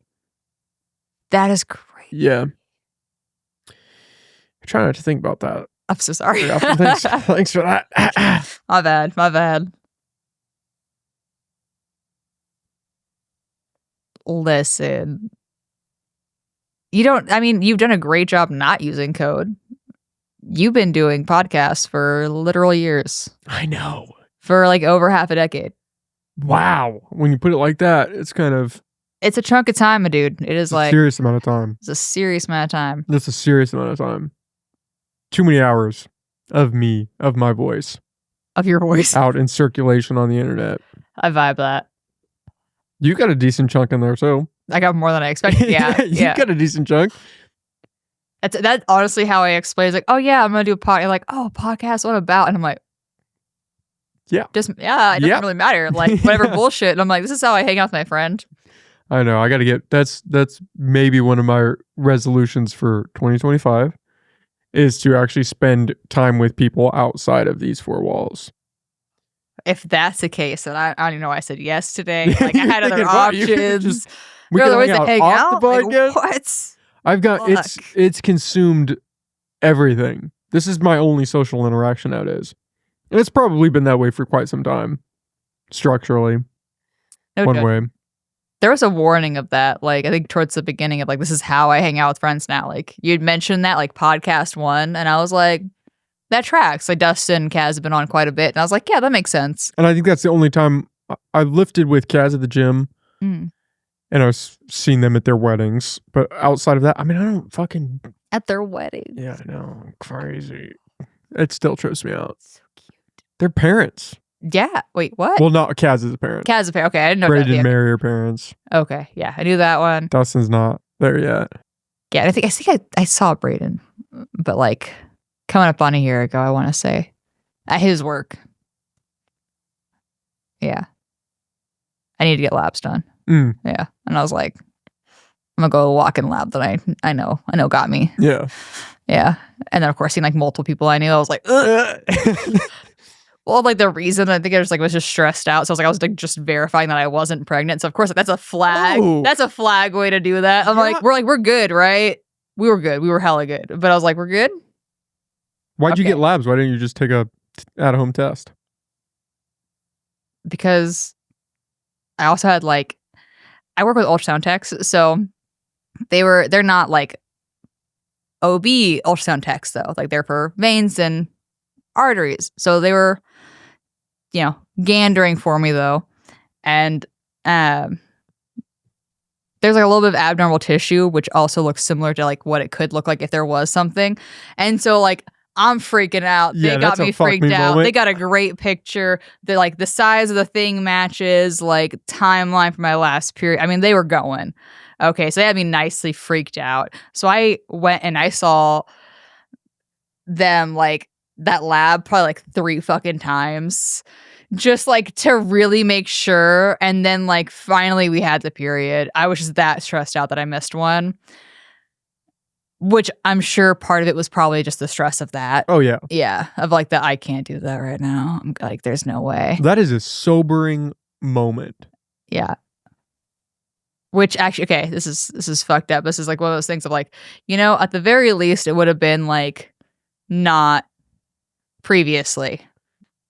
Progress. Yeah. Like if it was I'm like, I could have handled that much better now than I would have been able to before. It was like a year ago still, but like, it's like, yeah, I mean, better situation at least, but God, things I would still not want to deal with. I'm too young. I'm too young to have a child. Are you kidding me now? Would Has you have so a many kid? friends. Would you have a kid now? I could have a kid now. I could probably have a kid now. I would want to preferably like have some things settled first. I would prefer to be married, admittedly. I prefer It's a not. strong start. I would like to not be having a child out of wedlock. I know this is crazy in 2025, but I would prefer to be married first. I would like to have like things set up in advance. I would like it to be an intentional child. Admittedly. Could I make it happen unintentionally? Yes. I've done a decent job with the dog, but it's not the same. And yeah, I would prefer, it to be a choice and not a, oh fuck moment. Which is, of course, that's part of why, even the thought of it potentially being a thing was just like, I'm getting my blood drawn. Like, we're testing, like, we're checking like crazy. I'm making sure this is not legit. And it wasn't. And it was fine. And it was just tissue or whatever. And yeah, there was non-issue. Have you and But- your guy talked about having kids? We kind of had to at that point. I did bring that conversation up. But yeah, we've talked about it a little bit. And I don't think anyone disagrees with the statement of I prefer to be, this to be a conscious choice and to be, things to be planned. Because, life first. And I also don't want to get married without like living with somebody first. Because like what are you like on that basis? Because I am not always great on a day-to-day basis. I'll leave my socks in like a weird spot in the living room if I like plopped down. Okay, like it happens. I'll find a sock on the couch, like in the cushion a little bit, because the dog like tucked it extra in there. Like it happens. Yeah, see how they are day to day. Like that matters. Like if you leave the toothpaste cap off, I might want to kill you. Like there's things here. Like you don't leave the toothpaste cap off. Trip mines. But I can handle a sock obviously being on the couch. So, you know, different things here. People got, they have different things. Like I'll get away with not putting the bed together every single morning if like Olive's still like laying in bed. Like I'll leave her cozied at my pillow while I get ready, and I might not kick her off the bed before I leave for the day. Other people might need to make the bed before they leave for the day, and like not kicking the dog off could be detrimental. So everyone has their own thing. Yeah, everyone's got their weird little things you got to watch out for. You gotta watch out for. Or make sure you're compatible in that way, you know? Well, it can, yeah. And it could be as simple as, can you just deal with like someone leaving toothpaste on the side of the sink or something? Like little things. Like, can you deal with that on a day-to-day basis? Are they able to fix that on their own accord? Are you down to be the person that washes their teeth second and like goes and cleans that up? Like, how are you going to maneuver that? Because you're going to do that for ever. Yeah, forever. Yeah, potentially forever. Potentially. I mean, if you're, I mean, you should figure out your stuff at that point. You two aren't living together though, are you? No. That was the whole potential move to Arcata thing. That was the potential, like potentially go to Arcata. You guys have been dating for a couple of years though now, huh? A year and change. It was a year in October. So it's been some time. For sure. God, that was technically 2023. Now we're in 2025. We're in 2025. It's crazy. Crazy time to be flying. Yeah. You pretty serious about this guy? He's a good noodle.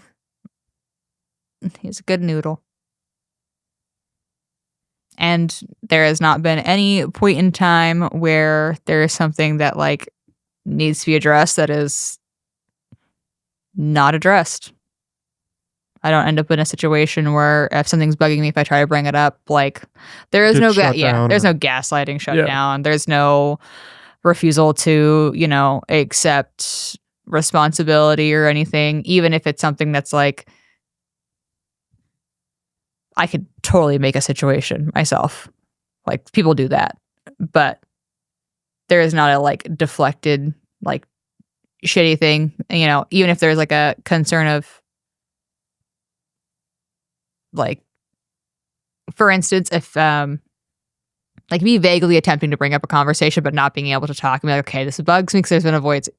Also, okay, it helps if like the things that would be beneficial, like I can hear you, I get that, but need more direct communication. Like, but even the phrasing on that better, because there's been plenty of things. That was a recent problem where I was vague, trying to address an issue because the response was one where I learned I had to wait to be told that it was okay to proceed. Otherwise, the response, if I did not, was bad. Let's go bad. Because and so even knowing and like being so, and I was frustrated, even so like, God, like I hate the fact that I can't verbalize. And so I finally stopped attempting to verbalize it, like via mouth talking, and I texted. And I was like, I can't say these words. You texted to this guy? Yeah, I texted to him. I was like, I can't say these words. Like, it's not working. This is bothering me. I hate that I can't do this. And I even, like, at one point I even said, like, when I had tried to, like, verbalize, but I didn't get the thing that I needed to get, I was like, I hate not being able to say words. And so I finally said, fuck it. And I texted. And like I had to schedule the text because at this point, like they were going to work. It was like 12 a.m. So I scheduled the text in the morning to go out because, they had to work. They're a nurse. They had to work in the morning, like 6 or something, whatever, like early. So I scheduled the text to send like at a, when they should be waking up at least, not at 12 fucking a.m. at night. And they're, and they review the text and they're like, I see that you sent this. I just like they usually get ready and like leave the house in like no time, which I think is crazy because I need a second. But like there's an acknowledgement of the text. There's a promise to follow up, and call about like end of day, whatnot. Like went home, like when they get a chance, cool. I get that. Like the next morning, of course, I'm like, oh, I could have said this better. This is terrible. But I at that point, I had tried numerous times over the course of a couple weeks to address this thing, and I could not get the words out. My body wouldn't let me. I was so frustrated. It was causing more problems because of it. Because like then I'm like, is this being avoided for like a reason? Like, what the heck? Like, is this not like a flag? And then, call comes in later that night. We did a little bit of texting throughout the day. I'm like, okay, whatever, blah, blah, back and forth. Night actually comes. He gets off work. Phone call takes place. And it was actually able to be addressed. And it was like, yeah, no, like it was, they did have anxiety about the thing. That was accurate. That was, part of, their like not responding beyond what I had actually like asked, which, every statement and everything I'd asked was vague. But they did respond and to whatever I had said in person, but nothing more because I couldn't bridge further because I was stuck in this loop of I can't go past this. This is my line. This is the line that I have been instructed that I can't move past. I can't go beyond. And this is it. And I couldn't do a follow-up beyond that. I could only prompt just that far because that's what I was pushed into a box for. And so I was like so frustrated. And so we were having a conversation. I'm like, okay. And then I finally the words come out and I'm like, all right, direct question, X. And they're like, okay, yes. And then, clarified, got the things, got the information that I've been trying to like fish. And I'm like, fuck, man. Like it's just making something hard that doesn't need to be hard. But also, they don't know why I'm just giving vague ass things. And I'm like you prefer the direct. I also prefer the direct. Like I want to hear like, obviously the yes and no for like planning and things like that. If I'm asking you a question in regards to like hanging out next week, where, what time, what are we planning on doing? Like I want to know these things. If you're not giving me those details and you're keeping it vague, it's probably a canceling thing. Like it's probably just to put on there like, like I need this stuff because I need to know how to prepare. Like if we're going to have dinner, I'm not going to eat right beforehand.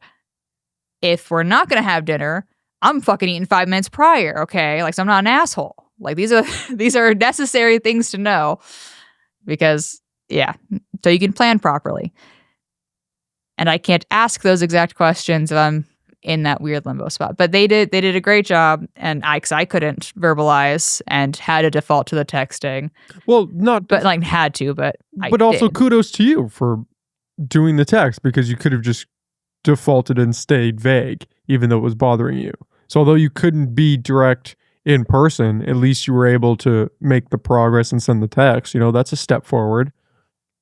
Yeah, and even in that, to like some degree, like I didn't break down even because it was already like it was long enough as it was, so I didn't break down the exact like questions, but like these are I can't get anything past this, and this is what I'm concerned. Like I can't get information beyond this point, but I also couldn't get information beyond that point because I wasn't asking a direct question.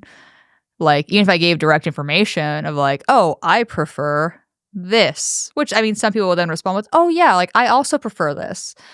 For like. If I'm going to do a drive to Oregon, I would prefer to do it in like the summer months or something, or like when it stops raining, like planning statements. If I'm going to do this, I would prefer to do it then because it's easier for X, Y, and Z reason. Like there's no rain or something. Or let's be honest, if I was genuinely trying to plan to drive to Oregon, I would just go whenever it's not snowing because I don't want to drive in the snow. But That's not the point. The point is I would give something like that, a nugget of information. Like after I couldn't get the vague things to work, I did vague examples of things to also try. And that, yeah. So we went to texting and that worked well. And he did a great job with that and a great job with understanding. And he wasn't, in that instance, like wasn't, shitty about like, the fuck, like you're not being direct. You're not being direct. So like how could I, instead he's like understanding of, oh, like you're telling me that you're having a trouble doing this thing. Like what, this is what would help me, what would help you. Like, let's work on how to converse with each other in a more effective manner. And if, we find that like it's not working, like what's an appropriate way to address that? Like if I find that, you do give a vague answer to a question, like how do I, is it okay if I do this? And let me know if it sounds shitty, and things like that. It was kind of funny because we had recently figured out a tier system for telling each other about our breath. like days prior. Smelling great. Yeah, but like wasn't like the best. And I was like, here's a tier system. And he's like, we could tier system, like, yeah, like I can, like this is not a rude thing to say. It's on a tier 1, 2, or 3. Therefore, like would it also like not be? He's like, no, like we could figure out how to tell each other, like, hey, like I'm at like this. Which then, of course, I hit a tier 2 yesterday. Ooh. Oh man. Well, at least it wasn't a tier 3 because that's hard to come back from. Tier 3 is go brush your teeth. Tier 3 is like, hey man, this needs to be addressed. Tier 3 is, this would be a distraction. Like if we were talking and we were face to face and we were trying to have a conversation and you can my eyes are burning. Yeah, if you're within range, your eyes are not burning. Your eyes could actually they could be burning. Like that'd be like a tier 4, I think. But tier 3 is like definitely this is a distraction at this point. Dear Lord, baby Jesus, don't eat whatever you did today in that order. Maybe, I don't know. Well, and some of that is just, figuring out your communication style with somebody else, but also you working through some deprogramming, from the previous relationships.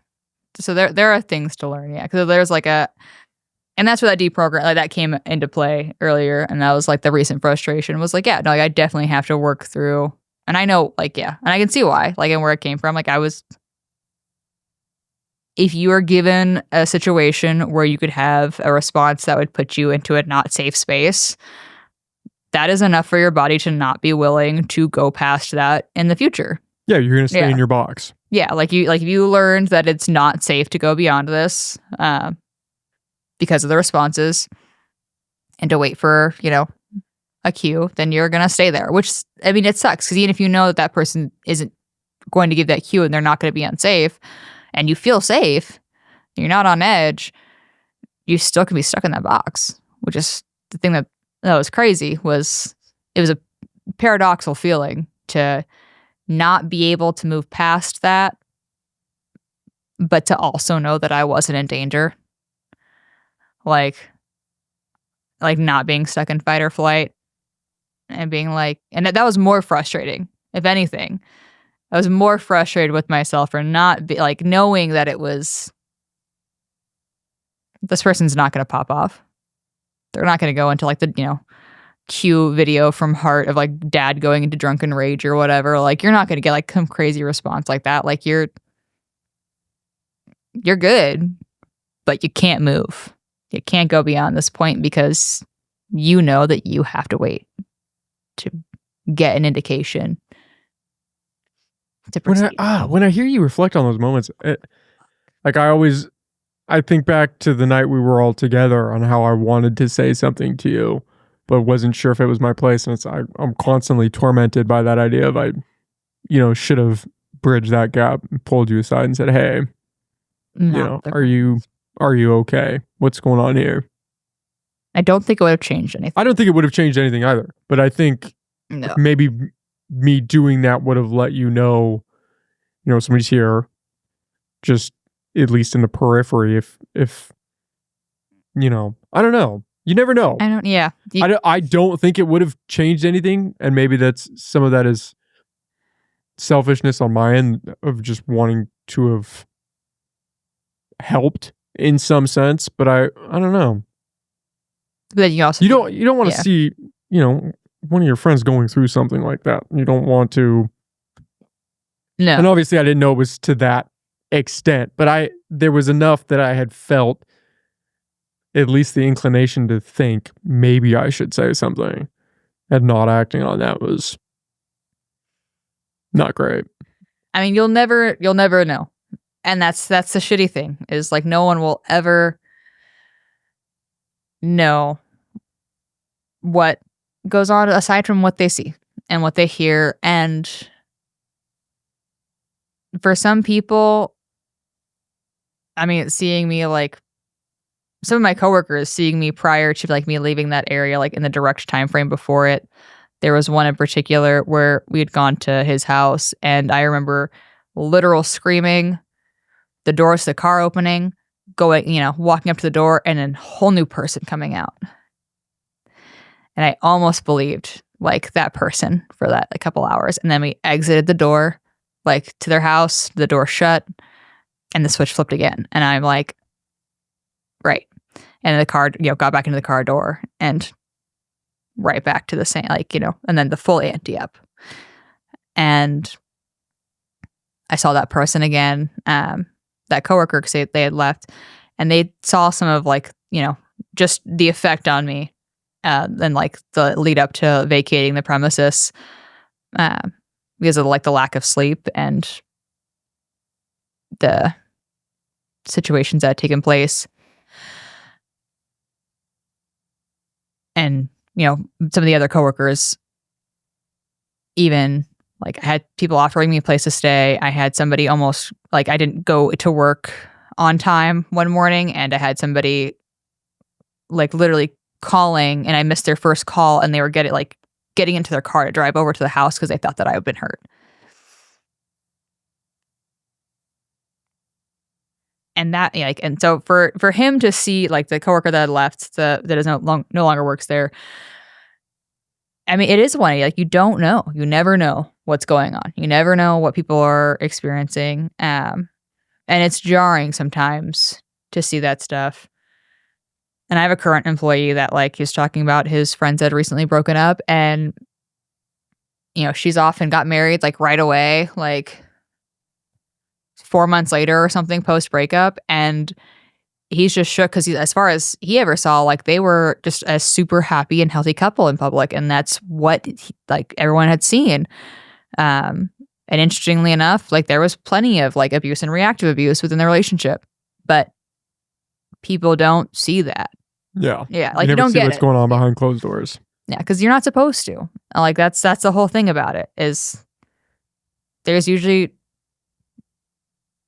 Yeah, I mean, which in hindsight makes sense why someone would be like, oh, you'd like, if a partner ever tells you like to not relay information in regards to what's going on in the home life to your friends, that should be a red flag. I think like that's to a degree. To a degree, because I also think there is some credence to the idea that like there should be some privacy. Yeah. Problems that you guys are going through, as long as it's not physical or mentally abusive or anything like that, they should stay between the two of you, because as you let other people in, their perceptions of your relationship start to get flavored by that information. Yeah. And like that. But there's obviously a difference in what is going on. But is there? Where is the line? Fighting about something. If it's stupid, but if it's something that's stupid and it seems ridiculous, but this is like one of those beginning things that if it was caught then could have stopped it all. Like things like that. There are so many things in the beginning of a relationship where there were delays because I had talked to people. There were delays for things accelerating because I had been speaking to people and I had been open and honest. And I had been like, this was kind of weird that they like decided that my reality on this was inaccurate and they needed to warp that and they needed to break that. I thought that was wrong. I thought that was weird. And I decided to bring that up, whatever it was about, it being, my view on, having been assaulted, like them being like, oh, this is your fault. Like something like along those lines. Some of those things are red flags, but we're not sure because then the other person's, sitting there going, and just twisting and twisting. And if you spin enough and you warp it enough and there's nowhere else to bounce board, you're going to believe it. No, that's because a good like point. that's all you're getting. That's all you're getting. So to a degree, like I know if I'm frustrated that someone's like not doing the dishes, that's one thing. Like, I know that now. Like, that's one thing. But if someone is invalidating and, gaslighting and so on, that's something I could not recognize before. But if I've like sat there and I've actually had a direct conversation and depending on their responses, I can register this information now. And that's great. That's fantastic. But if you only have access to one person's point of view and you don't like, if you're genuinely concerned and you're in a spot where you're like, this feels wrong. They say it's one thing, but they did another, or, they say one thing, they did another kind of situation. You need to bounce board that off of somebody. Get a good friend. Don't just get a friend. Don't just get an acquaintance. Like, get somebody who is going to be honest with you and who understands that relationships are nitty and gritty and that they do get interesting at times. And the best way that I can say that, you can have interesting conversations. You can have weird situations. You can have misunderstandings at the wazoo. Plenty can happen. But somebody invalidating you and not treating you, like a human, not giving you, worth, not showing that they care about you, but twisting it so you don't understand, you don't know what's up and down anymore. Like, you should be able to touch base. Yeah. And that shouldn't be. And if you're just concerned and you're like, is this kind of weird? Like, you just reach out. Like, and if your partner is concerned that your friends, might get a bad view of them, what are they doing that would give them a bad view? They take it out of context. Well, if you gave them the context, then they should understand, right? Like, they should that, No, that's a good point. Like, if you give them the context, then they should understand. They shouldn't have to be on a one-to-one conversation with no one else around and no other input and no other information and only be allowed to check in with you on this for them to see your point of view after they've been exhausted and worn down and, like, that be the only thing that's right. Like, no. Like, this should be within context, understandable, even from a to reasonable perspective. From a reasonable, like, even just to some degree, like, you just can't be like totally out of pocket. So obviously, don't pick your friend that hates men. Yeah, like, or hates women or whatever. Like, pick, just got out of a shitty relationship. Don't pick that person. Pick, like, somebody who genuinely, they can also be just like a biased, like, unbiased party that, like, she likes the both of you. Like, maybe you guys met together, or somebody that would check you if you were in the wrong. Yeah, like, actually, vet who it is you're checking in with if you're really concerned. But yeah, like, you should be allowed to talk to somebody. Otherwise, if you're in a situation and they make it to where you don't, they make it to where you're under the impression that you cannot go to other people, and it's a problem if you do that, that should be a red flag. And it's one thing to be, like, concerned that you're like, oh, like, geez, were you talking, like, if you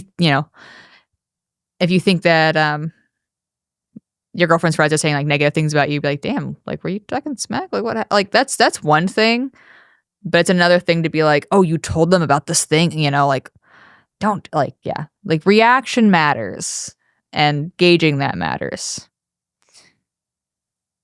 because somebody being insecure that they think that you told your friends negative things about them is one thing, but somebody being concerned that you told people just what happened is a different thing. Yeah.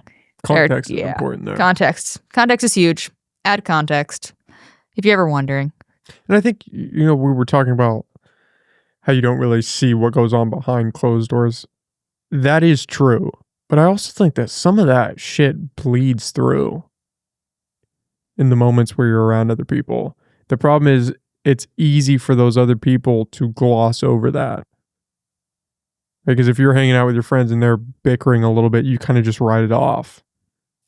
Yeah. You don't really see it for what it is. But if you were to look at it contextually and think, what is really going on there? Maybe you would say something, but that's not your inclination.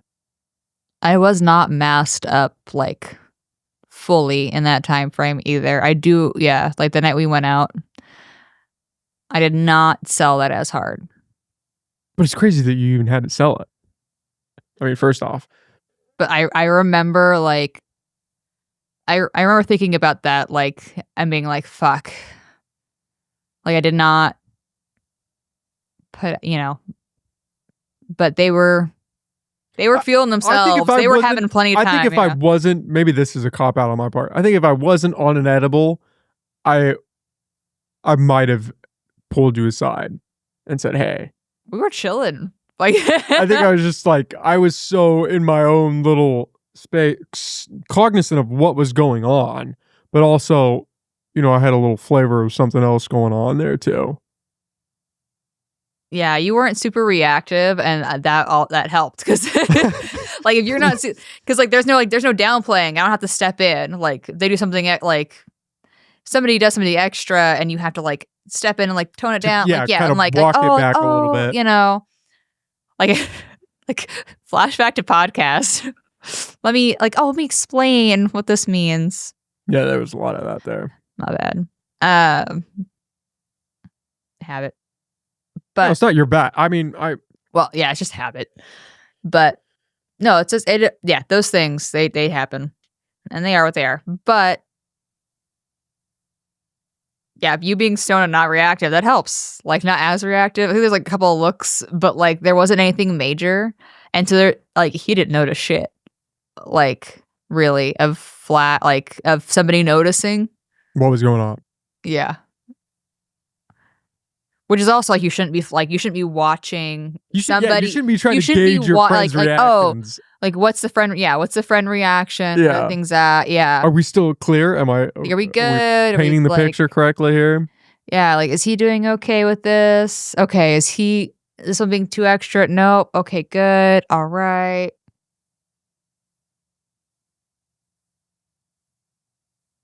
Yeah. Usually me fucking up was just me being exhausted and probably looking like a crazy jealous girlfriend. That happened plenty of times. Because there's like plenty of times where I'm just like, I finally like find this person we're okay, found you, and then like they're just chatting with a chick at the bar. I'm like, God, and like ignoring myself until like I sit down elsewhere. Like I'm like, okay, well I'm already here. Like I already have my beverage, like whatever. And then I sit down elsewhere, and then they would be like, oh, and then make like a big titty, like, oh, you didn't come say hi. I'm like, well, you literally ignored me when I tried to like talk to you, and which I assumed meant. I'm sorry you had to go through that, man. There's just like weird shit. Yeah, but look at you now. We're here and we're chilling, and we have homies, and we have communication up the wazoo, and things are better. And yeah, life in general is much better. Yeah, I don't really appreciate the sigh as you said that, but we'll just. Well, so I was like thinking about like you got really and stuff. I'm like, damn. Yeah, I was gonna say you got really introspective there for a second after saying like, things are better. No, like from that point to now, things are much better. Okay, and like. I was about to say, is there something we gotta talk about off air? I don't hate my job. I just would prefer. I think I just need to change careers. Might be a little burnout work. I'm a little burned out work wise, but I do love my job and I love learning and I love helping. But there's been some burnout there, so we need to change careers on that front. And that was the big sigh. I was like, fuck, I should have gone to work today and done some work. There's the pauses in between. It pops up all the time. But also, you got to make sure that, you actively take some time for yourself. Balance is key and hard. You're talking to the wrong guy if you want to hear about balance. I know. I can give you advice. I can give you the advice. I won't take it, but you should. You should. Because your life will be better. I vibe that hard, but that's why. Yeah, so that's why I can't do the time balance now, and I'm gonna keep sighing now. But we're only 27, folks. We got time to get that work-life balance in check. Slowly but surely. Slowly. 2025. It's our year. Not 2026, but 2025. We're here for it. Yeah. Year is our year. Yeah. Should we get the fuck out of here? We've done 4 hours, which isn't a surprise because we've done longer. We go hard like that. Yeah. Yeah, this is true. Do you got anything else? To recap, make sure you keep your friends. Be honest with yourself. I don't know. All those things matter. Check in with your homies. And homies check in with your other homies. Absolutely. Make sure everybody's doing good. Yeah, and don't help someone participate in negative behaviors. If you see something, say something. There you go. Be the change you want to see. Now we got to edit because now it's just going downhill. You only cut out the things where it's just starts sounding like... We're just going to cut out the whole first half of us just being old. We'll save something in the middle there. It'll be like a 15-minute podcast. The shortest yet. God bless. I was expecting him to shorten up more, and then I see it, and I'm like, fuck. Yeah. I'm like, all right. That was a conversation before. But did you spend 6 hours there? This podcast is only like 4.5. And I'm like, half of that was just bullshit. Yeah, there's a warm-up. A warm-up and then a closing. Yeah, like we didn't record immediately. There's like 10 pee breaks, my dude. I've had podcasts where like the first 30 minutes aren't even on. And it's like, okay. Because the guest is moving or we're not seated yet. And it's like, okay, let's sit down. Let's get some of this. Like this all the entire time. Like, dude. Half of it you can't hear because I'm not actually next to the mic. We didn't do a mic check either. We didn't do it. That's fine. That's all part of the fun. All right. Should we call it? We did great. Go team. Go team. Okay. Yeah. You don't ever plug anything? Any parting shots? Any final words? No. It's usually just don't do stupid shit. Don't do stupid. 2025, the year of. Well, there might be a little stupid shit. There's. I mean, you can't stop. Yeah. But like, you can do your best. But be aware of it. Yeah, be aware of your stupid shit and do what you can to fix it. Only do the good stupid shit. Self-care stupid shit. Yeah. Let's go.